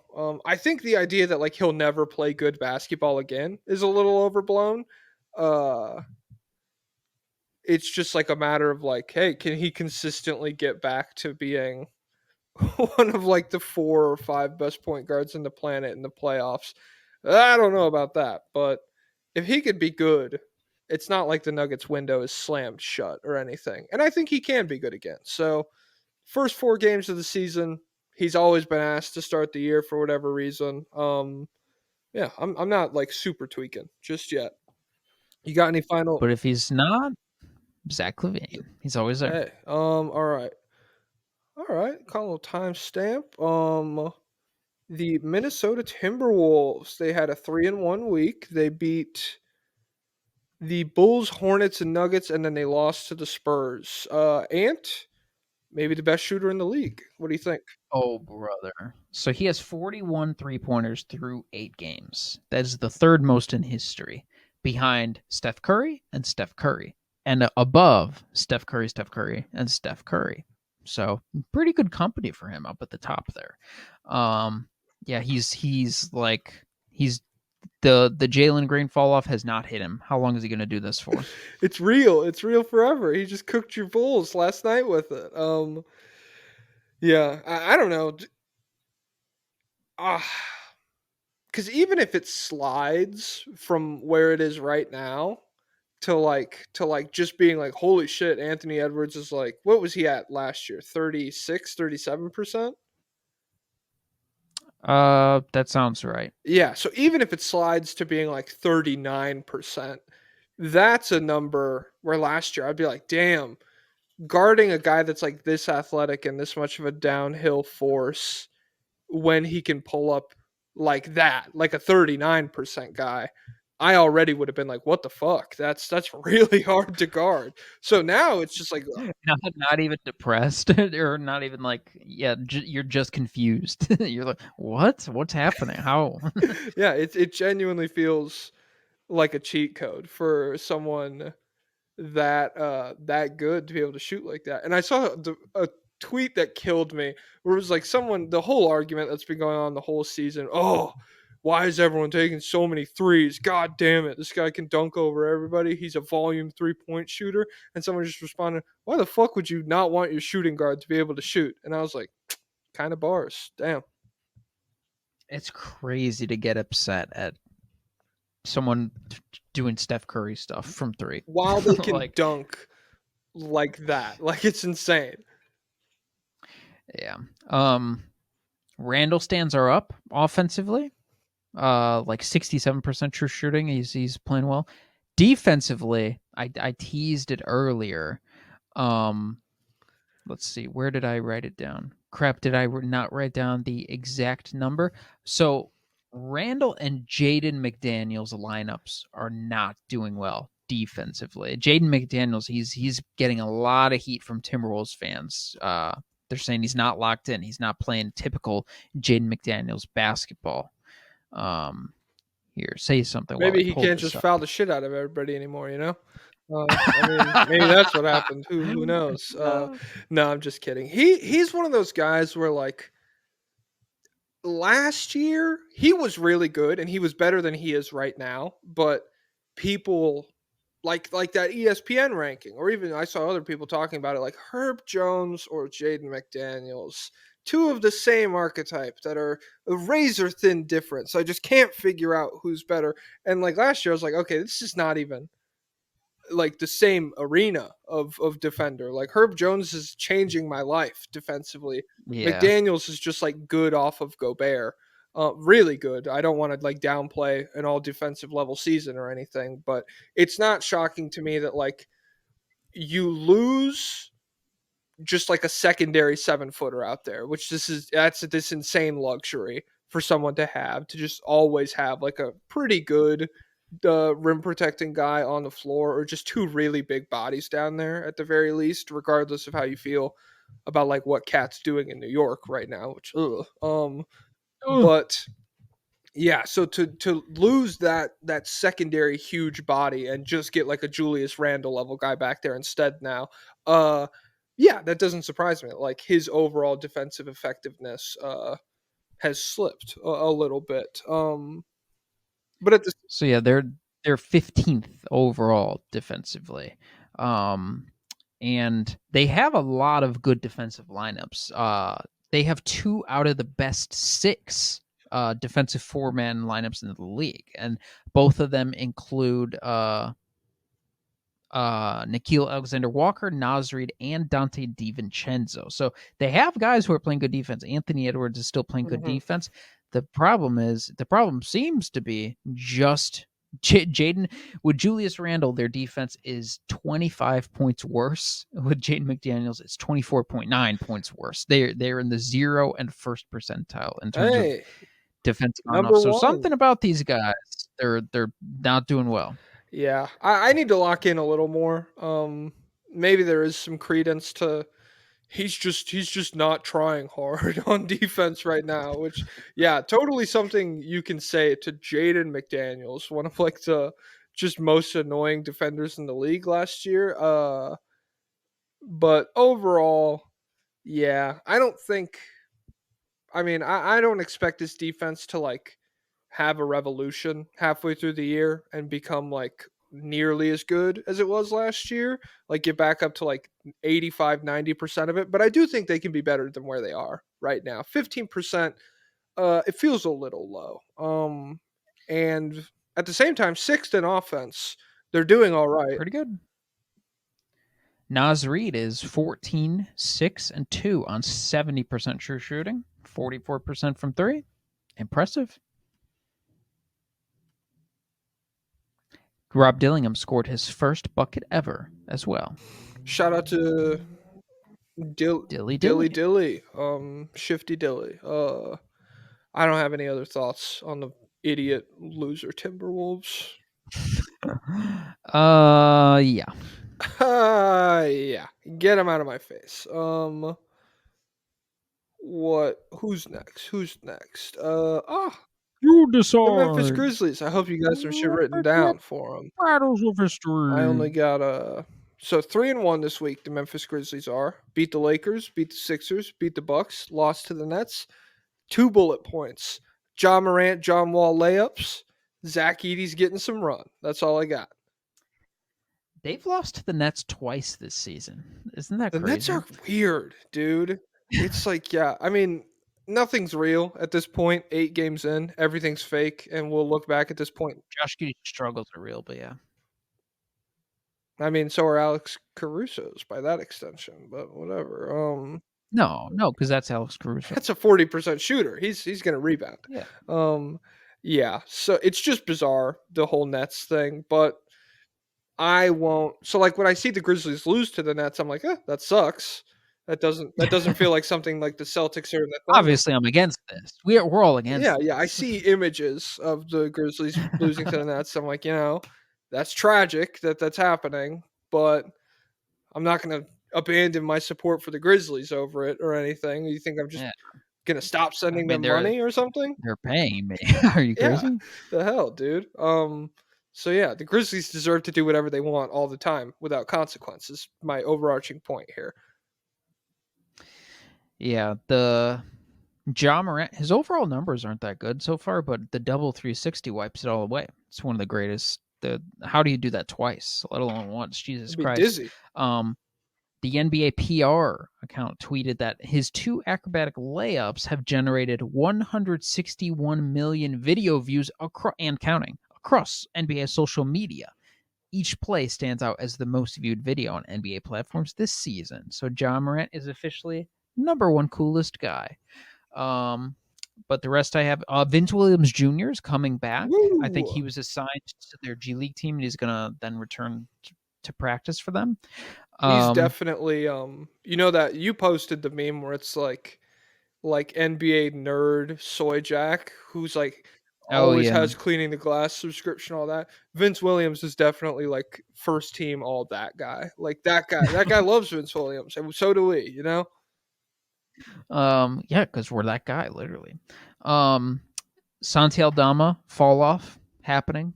I think he was averaging 16 to start the season. Now he's down to like 12. The 3-point shooting has fallen off a little bit. But they've hit on another second round pick. Jalen Wells has been playing well for them. I see Grizzlies fans are like, hey, even when everyone gets healthy, let's keep this guy playing. He's shooting 40% from 3 on 5 attempts, but everyone is already getting hurt again. GG Jackson has been out the entire season, I think. He like broke his foot right before the season. They're playing the Wizards tonight, and they're going to be missing Ja, Bane, GG obviously, Marcus Smart, Vince, Cam Get ready Spencer, for that. and Conchar is questionable. Get ready for that. What's like a good dominance? The Bilal Ball, maybe. Get ready to take. I don't know. Bilal's gonna fuck you guys up. Calm little 27 piece. Alex Sarr, 5 blocks. Jaren Jackson barely outduels him, but it is what it is. And then Jordan Poole plays better than Ja Morant. Book it. Well, wait. Whoa. Do you know the song? Wait, they don't love you like I love you. Yeah, You know that I they're know doing that that. one. Have you heard the French version? No. There's this girl who's like, she speaks like French Canadian, so it sounds like gross French, and she did the French version of that song.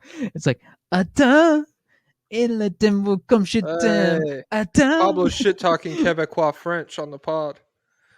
Oh yeah, I am. Hey, it's a hideous language. It's a unanimous opinion in this house. But yeah, so despite all those injuries, they have one guy coming who just came back. Who? Luke Kennard. Attends. Luke Kennard is back. More like Nuke Kennard. Him and Corey Kispert battle for the ages tonight. Oh my god. And yeah, they've had Scottie Pippen Jr. emerge. Scottie Pippen, he's kind of being used as like, yeah, he's like the bootstraps. He's our guard. Gary Payton. They're like, Bronny didn't earn it. This guy earned it. He's not a nepotism baby. Nice. But he's just playing well for them. 12, 4, and 6 on 61% true shooting. He's a good defender. Gigi said that this is what he said about his injury timeline. I heard January is floating around the facility. I told them I want to try and push myself. I'm a little younger, so I can heal differently. For me, probably late December, but if not, it's mid-January. So that's when we'll be on GG watch. And then last thing, Kevin Durant said Ja is the most athletic person he's ever seen. I don't think that's an insane thing. I mean, he saw prime LeBron, but depends what kind. I mean, saw Duke Zion. Yeah, but prime. I mean, do you want to do that? Are you claiming Duke Zion's more athletic than like 2009 LeBron? Different kind of athlete. Yeah, eats a table athlete. Not a Duke. You're right. At Duke, the nutrition plan was crazy. God damn. He was. Why couldn't Utah have drafted him? This is so sad. I wonder what would it have happened in a worse food. Well, no, he's not eating good meals. He's eating hot Cheetos. God, if North Korea drafted him, he'd be so well off. Oh man. Yeah. So Grizzlies, we do have one lobbyist request. Sam, I'm not going to say his middle name. But Sam K says, because it's the slippery fetus. Well, we're on YouTube. Can you say that here? I think has it gotten flagged before? You know what? You're right. I mean, I've said some things about executing people so far. Earlier this fucking episode, actually. I mean, well, that was in Minecraft. Yeah, so that's different. Multiple times as a joke, of course. We got a lobbyist request about a new Arturas Karnisovas nickname. It's really good, but I'm saving it for the Patreon. So go to patreon.com/state of the league. It'll be up tomorrow, you guys. Sam K says, hey, it's me again. Should NBA teams incorporate more off the backboard passes as a means to trick the defense? I've been saying this for years. Yes. Imagine Ja Morant driving from the 3-point line to the wing area, collapsing the defense, then launching it off the glass to hit Desmond Bane for an open 3-pointer. That would be crazy. And dude, is that just something that's never going to happen? I feel like eventually someone will figure it out.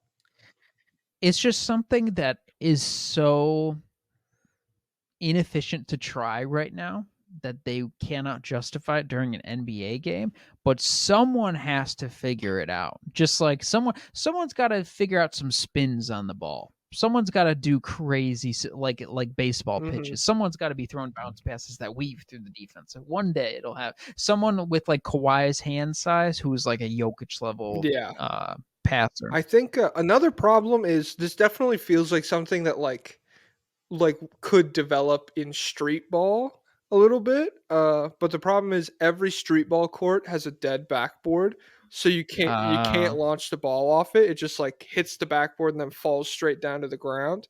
And a guy like me, Tim Duncan, loves a bank shot. That's beautiful. That's what you want to see. But maybe for like NBA guys trying to figure out how they could develop that kind of pass, it's not quite I as think good. the entry pass using the backboard should become a staple. If they're fronting the post, just throw it off the back, just bounce it off the backboard right into their lap. It'll be See, great. that seems harder to me because are you talking like they would hit the corner of the backboard to bounce it off? No, just like imagine you have a deep post up next, like right in front of the rim, and they're fronting the post, so they're trying to take away the pass instead of like trying to loft it in between the basket and the defender. You just chuck it at the glass. It goes over, bounce into your guy's hand, and now it just goes up for the dunk. Okay. It's beautiful. I've tried it in pickup before. It's worked.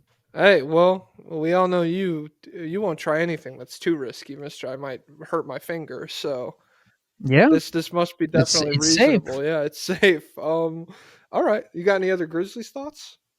No, get them out of Get here. them out of here. Oh my god. Damn. 2 hours and 5 minutes in. This is crazy, bro. How many we got left? We have the Lakers. That's how you know we're getting to the Oh, bottom of the barrel. oh We have Lakers, Clippers, Spurs, Blazers, Pelicans, Jazz. I only have God, I there's only one of these I'm excited Yeah, about. I really only have shit written about a couple of these. Lakers 1-3. It's a rough week. God, I hate these They guys. beat the Raptors, then they lose to the Grizzlies, the Pistons, and the Cavs. Last four games, they are the 18th ranked offense and the second worst defense in the league. Mind you, in these four games, LeBron averaged 28 points, 8 assists, 7 rebounds on 70% true shooting, shot 54% from three, and they still went 1-3. How do you feel? Um, D'Angelo Russell. Beef. He didn't. That did you see the sequence that got him benched? No, I didn't. It was pretty bad. It was pretty bad on both That's ends. shocking because the rest of him he's so good the rest of the season. Yeah, so the leash is a little bit up on D'Angelo Russell. Bad moment. But yeah, Anthony Davis is leading. He's the leading scorer in the league. When's the last time that happened? Probably like 2018, if I had to guess. Crazy. 32 points a game is 64% true shooting. This Lakers team. Oh, they sent Bronny down to the G League. And So his first game is aggressive. sold out. I saw that. Really? Wow. Shout Good for out to the him. Lakers. Just a kid from a small town, you know? From Akron, Ohio, I think. Yeah. Yeah, the Lakers they're kind of the same as last year a little bit. They're bad defensively. Well, were they good defensively last year? Or I I forget. don't think They so. had they flipped, I think, the past two seasons.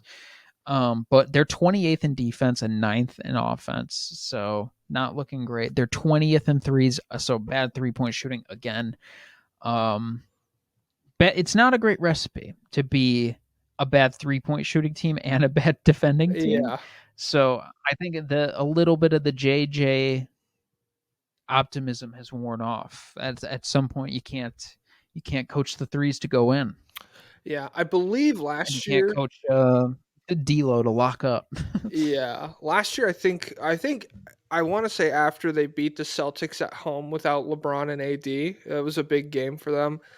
they turned a corner and became like a really high level offense. But I can't be for sure. I did write down, so in these 4 games, obviously D'Lo's getting a lot of heat, 13.6 assists, 51% true shooting. Austin Reeves, 16 points, 5 assists, 51% true shooting. Ass. Just I don't know, maybe a little white boy love going the wrong direction there from Mr. Redick. But Reeves also he looks like he's trying hard on defense, even when he gets cooked, because he's just so slow and stuff sometimes that like his big long arms swinging around, you're like, damn, this guy's trying hard. But then this guy just gets like a layup or whatever. I did write down backcourt performances against those two this week. So in all of these games, to be fair, one of the 2 guards did play pretty poorly. Um, like Darius Garland against the when they played the Cavs, he was super inefficient, but he still had 10 assists. Cade Cunningham, 44% true shooting against the Pistons, but still had a 17-point triple-double. The good performances, Donovan Mitchell gave him 24 points and 7 assists on 60% true shooting. Grady Dick gave him 31 points on 60% true shooting. Jaden Ivey, 26 points, 4 assists on 68% true shooting. And then, to bring it back around to the Grizzlies segment, Jalen Wells, 20 points, 90% true shooting when they played the Grizzlies. So yeah, I don't see that changing. I mean, I don't think either of those guys are gonna like lock in and be crazy defenders. I think Reeves is better than D'Lo, definitely, but it's not like the foundation for a really high level perimeter defense or anything. And then yeah, obviously Redick. Do you know the comments that he made off the top of your head, just so that like if listeners haven't heard? About D'Angelo Russell. Yeah. They asked him like why he got benched on the stretch of the game, and he said like lack of focus, lack of attention to detail, something. It was harsh. Yeah. And then he had another good one where it was like towards the end it was like, well, are you planning on like doing any discipline or like something like making an example, blah blah blah, about the D'Lo thing? And Redick just went, I just did, and then he put the mic down and walked away. Bars. he's such a performer. I know. He's pure Hollywood all the time. Damn, dude. If we really lose the Mind the Game podcast for this season, like we sacrificed that was such a well of like fun, cool stuff. And like if the relationship of Redick and LeBron is just soured because they go like 32-50 or something, that would suck. I think they'll still be okay. Agreed. They'll just be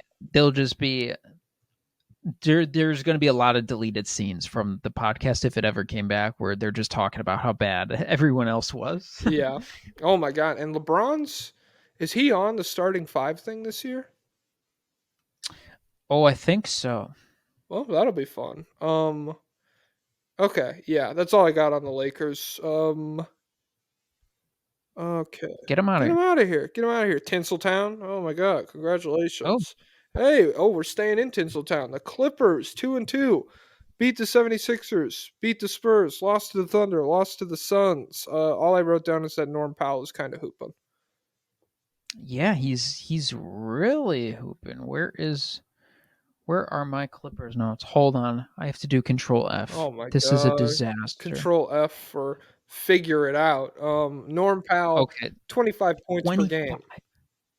On 68% true shooting. Whoa! That's the leading scorer for that team. Yeah, on a team with prime James Harden, nonetheless. So, I mean, that's just a testament to how crazy Powell is. No, he really has been insane. To do the addition by subtraction quote with Paul George, and then to they've been calling him Mr. Negative. They're showing they're putting pictures of him in like, you know how you make a picture negative and like people are glowing white, and like they put that. That's based. I think that's a cool nickname. Yeah, the only problem is Kevin Porter Jr. has been as bad as Norman Powell has been good. So he's Mr. Positive. Yeah, positively guilty for domestic violence. Yeah, he's shooting 24% on shots 10 feet or further from the basket, and he's shooting 67% from the free throw line. So the game is about a bucket, and he can't get them. Did you know Jeff Van Gundy is the lead Clippers assistant? I did. Yeah, that sounds familiar. That's great. I had no clue, but they are a top 5 defense. He's a defensive coach, so he's cooking. And then yeah, last thing I have is they've completely turned on Paul George. They hate him. he's like, I don't understand the boos from the Clippers fans. I don't know why they booed me. And then they asked him about the new stadium. He's like, it was great. I wish it would have been a little bit more packed out. I didn't think it was quite packed for this to be Clippers' very own. So yeah, he's just a villain. That's fun. That's good. It's hilarious to be like, I can't believe this guy abandoned us for an additional $50 million. What a sack of shit. Oh my God. I think he has been talking bad about them since he left, though. Yeah, well, He's just kind of a snaky guy. when we He cheats. He's a cheater. Patreon.com/State of the League, he bricked a game winner when Maxey had the hot hand. We'll talk about that next episode. Whoa. Yeah. Any other Clippers thoughts? We can get to the real meat. I know you want to talk about them. No. All right. 2:15. The San Antonio Spurs. Your goat. So they had a 2-2 week. They beat the Blazers. They beat the Wolves. They lost to the Clippers. They lost to the Rockets. Sohan, surgery on his thumb. He will be out. I Googled it. The timeline is 3 months when you get thumb fracture surgery. So it's looking like a little while. Other than that, the big storylines for them this week. Wemby, I think he's at like 41% field goal percentage on the season right now. Kind of like a soft loser type situation, like very traditionally French type shit, you know. I'm surprised he's even like staying on the court. I thought he'd run away when the defense comes out there. But then Chris Paul kind of hooping a little bit. You're burying the lead. And you're burying the lead in a funny way and in a real way. The funny way, I would say, is Devin Vassell, my goat, is returning finally. Oh, sweet! And, I wrote down the spacing is really rough. That was my next bullet point, so that's dope. But also the real lead is Greg Popovich is gone indefinitely, so hopefully he'll be back tomorrow. But we'll see. I forgot about he's stepping away with health issues, so that's not a good sign. We do not know when he will return. I don't know. I don't know who is taking over in his place. Is Becky Hammond still there? She got hired by like a WNBA team, right? She's the Aces coach, and she got in controversy. She kicked a player off the team for getting pregnant. Based. This is a Republican podcast, ladies and gentlemen. Where we're pro lesbian Republicans. Whoa! Have you like that Puerto Rican lesbian? Did you see that? No. There was a woman who posted a TikTok. She's like, they were laying in bed watching the election. She's like, I just found out my wife voted for Trump. She is a lesbian, a Puerto Rican lesbian. Damn. Hey man, people. Yeah, I feel comfortable saying people are stupid. Yeah. So I think Mitch Johnson is going to be the Spurs interim head coach. So I don't know who Mitch Johnson is, but he's in trouble. Sir Charles Barkley Angola. Wemby says that his shot selection is part of a long-term goal he and the Spurs coaches are working on. Kevin Durant. So guys, it's about being a stretch five that'll drag the other fives out of the paint. Hey, so more like a drag to watch, am I right? Oh no, more like a drag queen. RuPaul's Drag Race. Everyone loves to watch. Hey. Yeah. Other than that, Harrison Barnes. It turns out he's not a 40% 3-point shooter. What? He's back down to 32. Fuck. And DeRozan's at 45% or whatever this week. So, yeah, Aaron Schroeder, you win this round. But yeah, I forgot to say Wemby is taking 7 threes a game at 22%. Whoa, Julian Champagny is playing well. So that's that's all I got that's on the Shea Spurs. Gilgeous-Alexander numbers. 7 a game at 20%. Jeez. It's all part of a plan for Shea and for Wemby. Uh, But you wouldn't know about plans. You're a guy who's in the moment. So when Chet has a good game in the moment, you're willing to sacrifice your life for him. That's how you are. That's what you're fickle. That's what you are. You're fickle.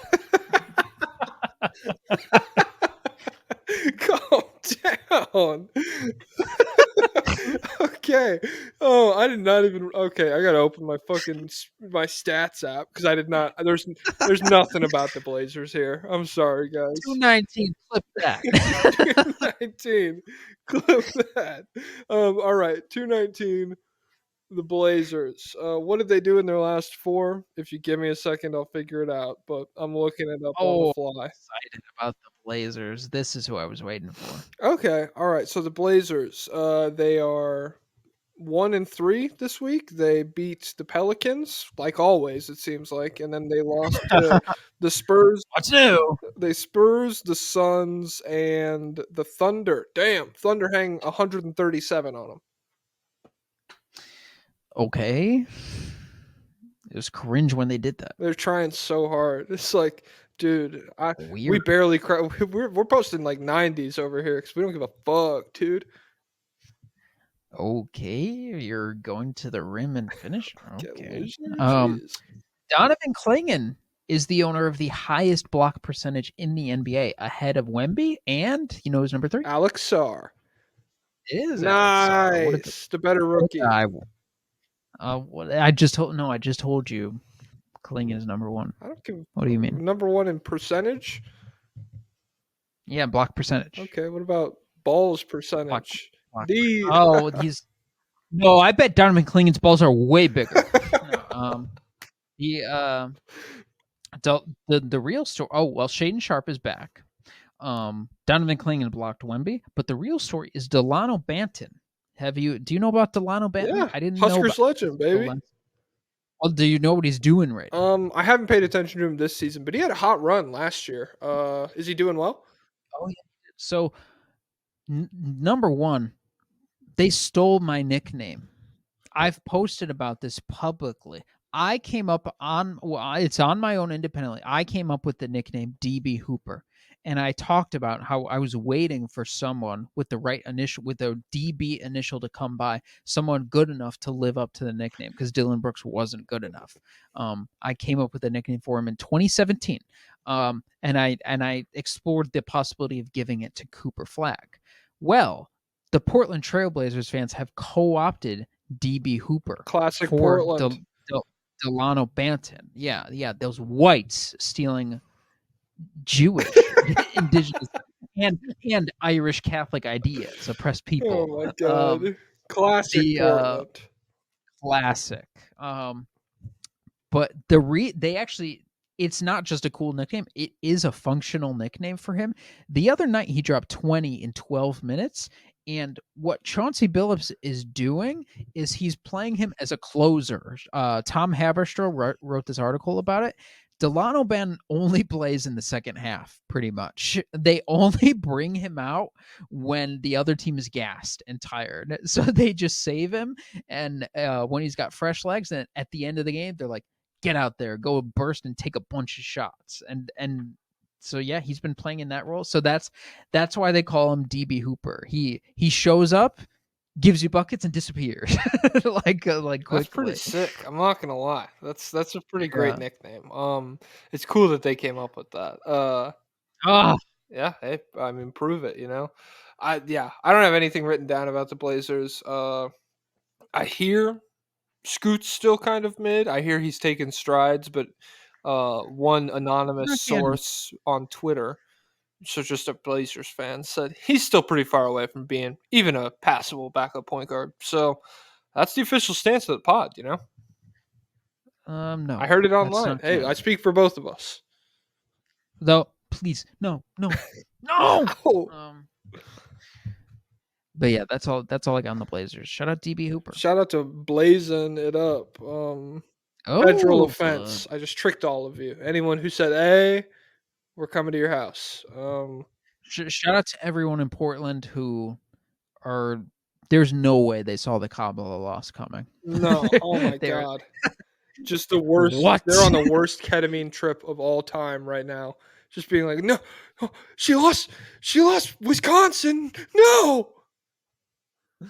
They're going up to every black person in Portland and apologizing today. Or they're being really mad at them, being like, "What's wrong with you?" Yeah. Why do you even live here? Every Latino guy they see, they're just like, "You are despicable. What's wrong with you?" I hope Portland moves into Gaza now. Yeah. Oh, I gentrified here. I'll gentrify there next. Wow. Classic Portland. I'll tell you what. All right. Hey, that brings us pretty much to the bottom. I mean, we got two more, I guess. The Pelicans, 1-3 this week. They beat the Pacers. They lose to the Cavs, Blazers, and the Hawks. Jordan Hawkins is also hurt now, and Zion's washed.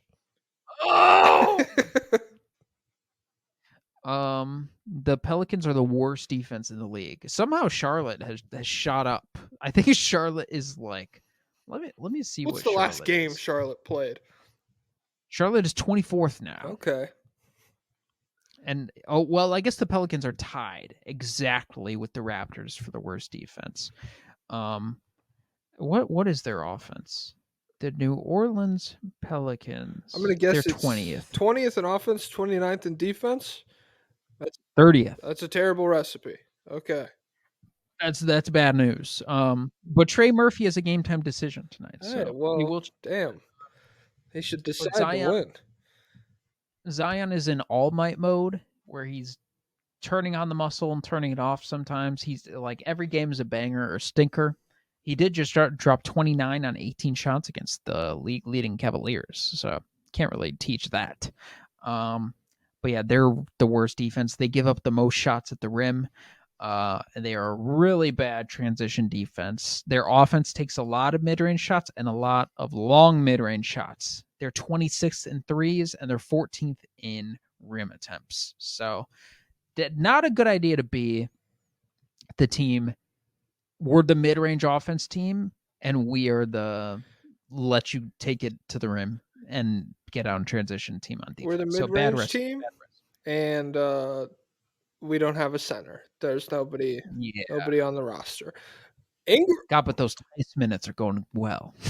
It's ridiculous. And they have the Bucks pick. So hey, that would be. They deserve it. That's what I'm saying. All I remember. You know who they could get? Who?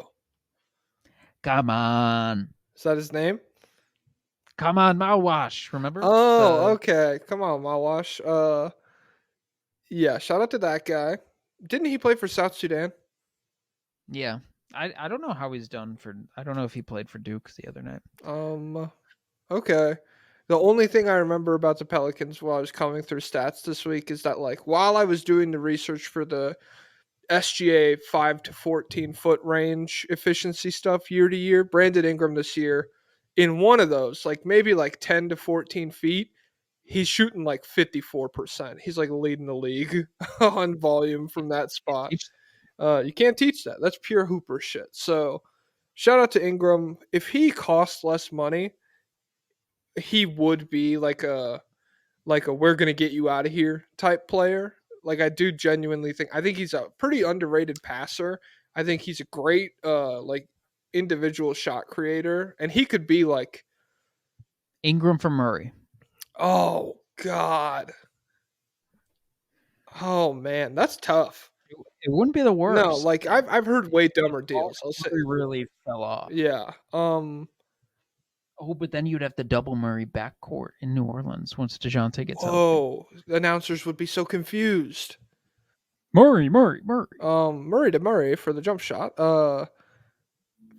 What was I gonna say? Oh yeah, like if Ingram was on a good team, do you think he could be like most? This is supposed to be a good team.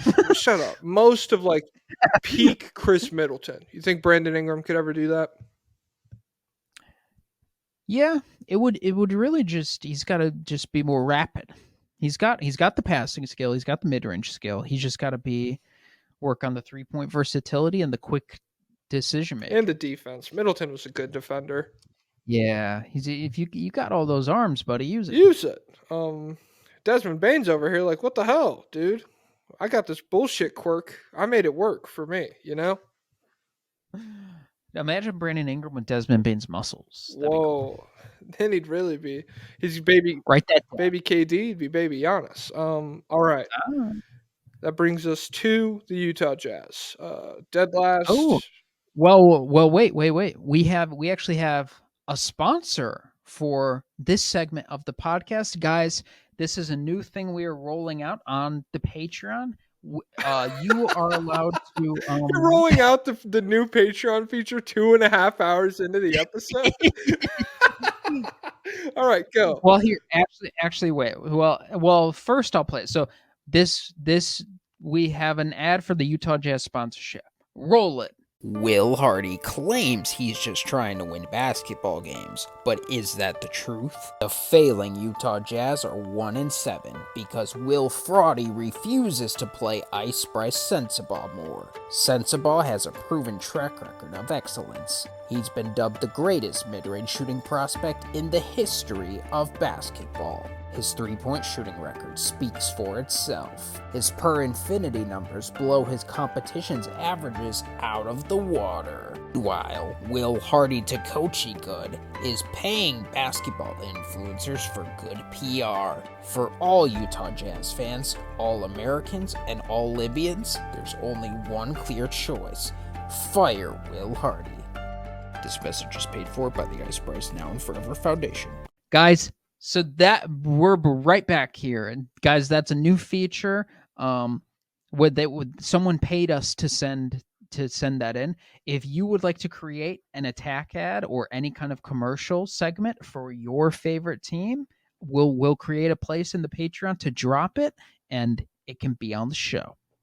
All right. So the Jazz, after that, I mean, geez, just a vicious slander ad. I don't know who made that, but they are clearly demented in some capacity. They had a 1-3 week. They beat the Bulls. They lost to the Nuggets, the Spurs, and the Kings. Like you said, they're tied for the worst defense in the league. Keontae George, Bill Simmons is so in on him. Is like he's one of the best tanking assets in the league. You know, like if Why? he's like what did he do to win him over? if you give him a ton of shots, like he might turn into something. And I'm like, okay, what? How old is Keontae George? 21? Probably something like that. Maybe 20. Like really, like what 21-year-old do you not feel like, hey, if you give him a bunch of shots, something might happen here? It's not that many.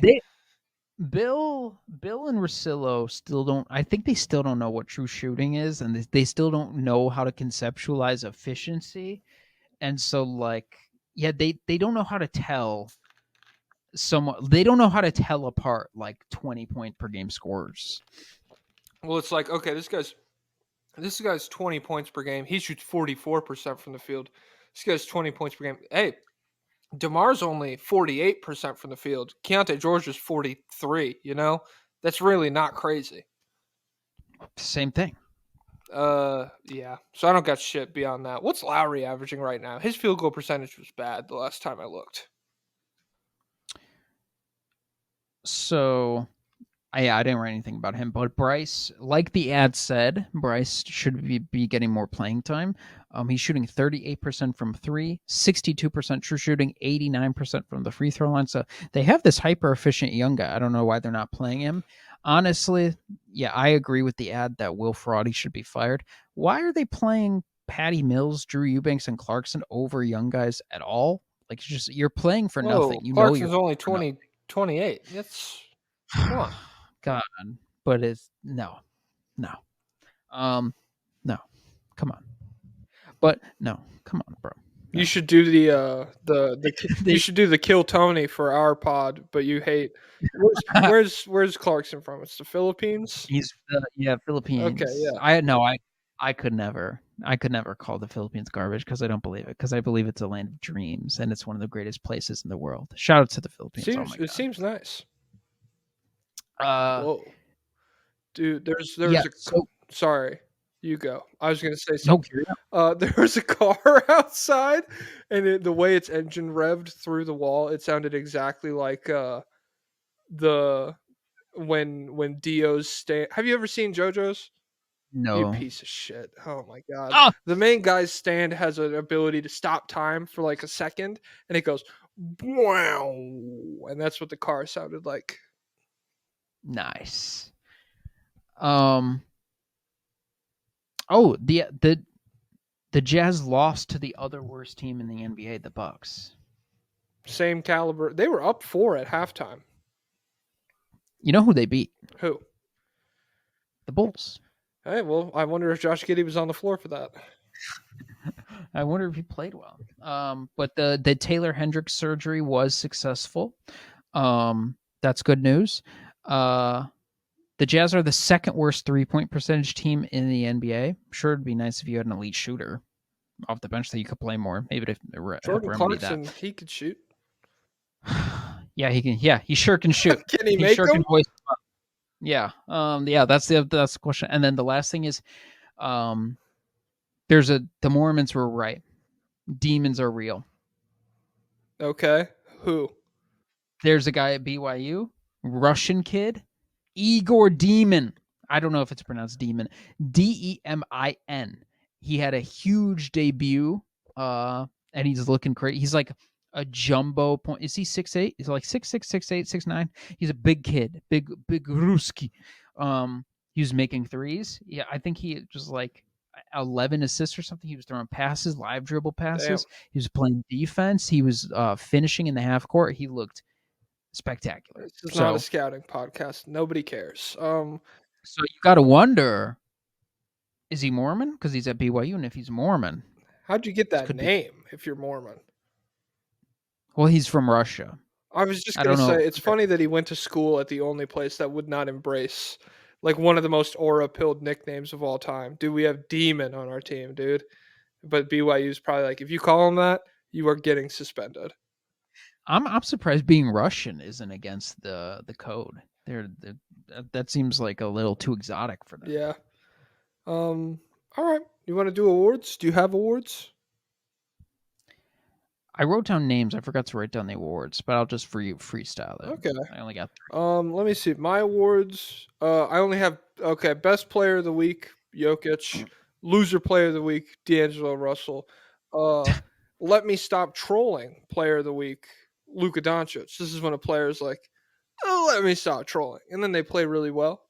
Runner up for this was Jalen Williams. He also kind of locked in this week. Unk still got it, player of the week. Oh. Kevin Durant he was in contention for this. LeBron was in contention for this, but Chris Paul's little ass, 11 points, 8 assists, 65% true shooting for the Spurs.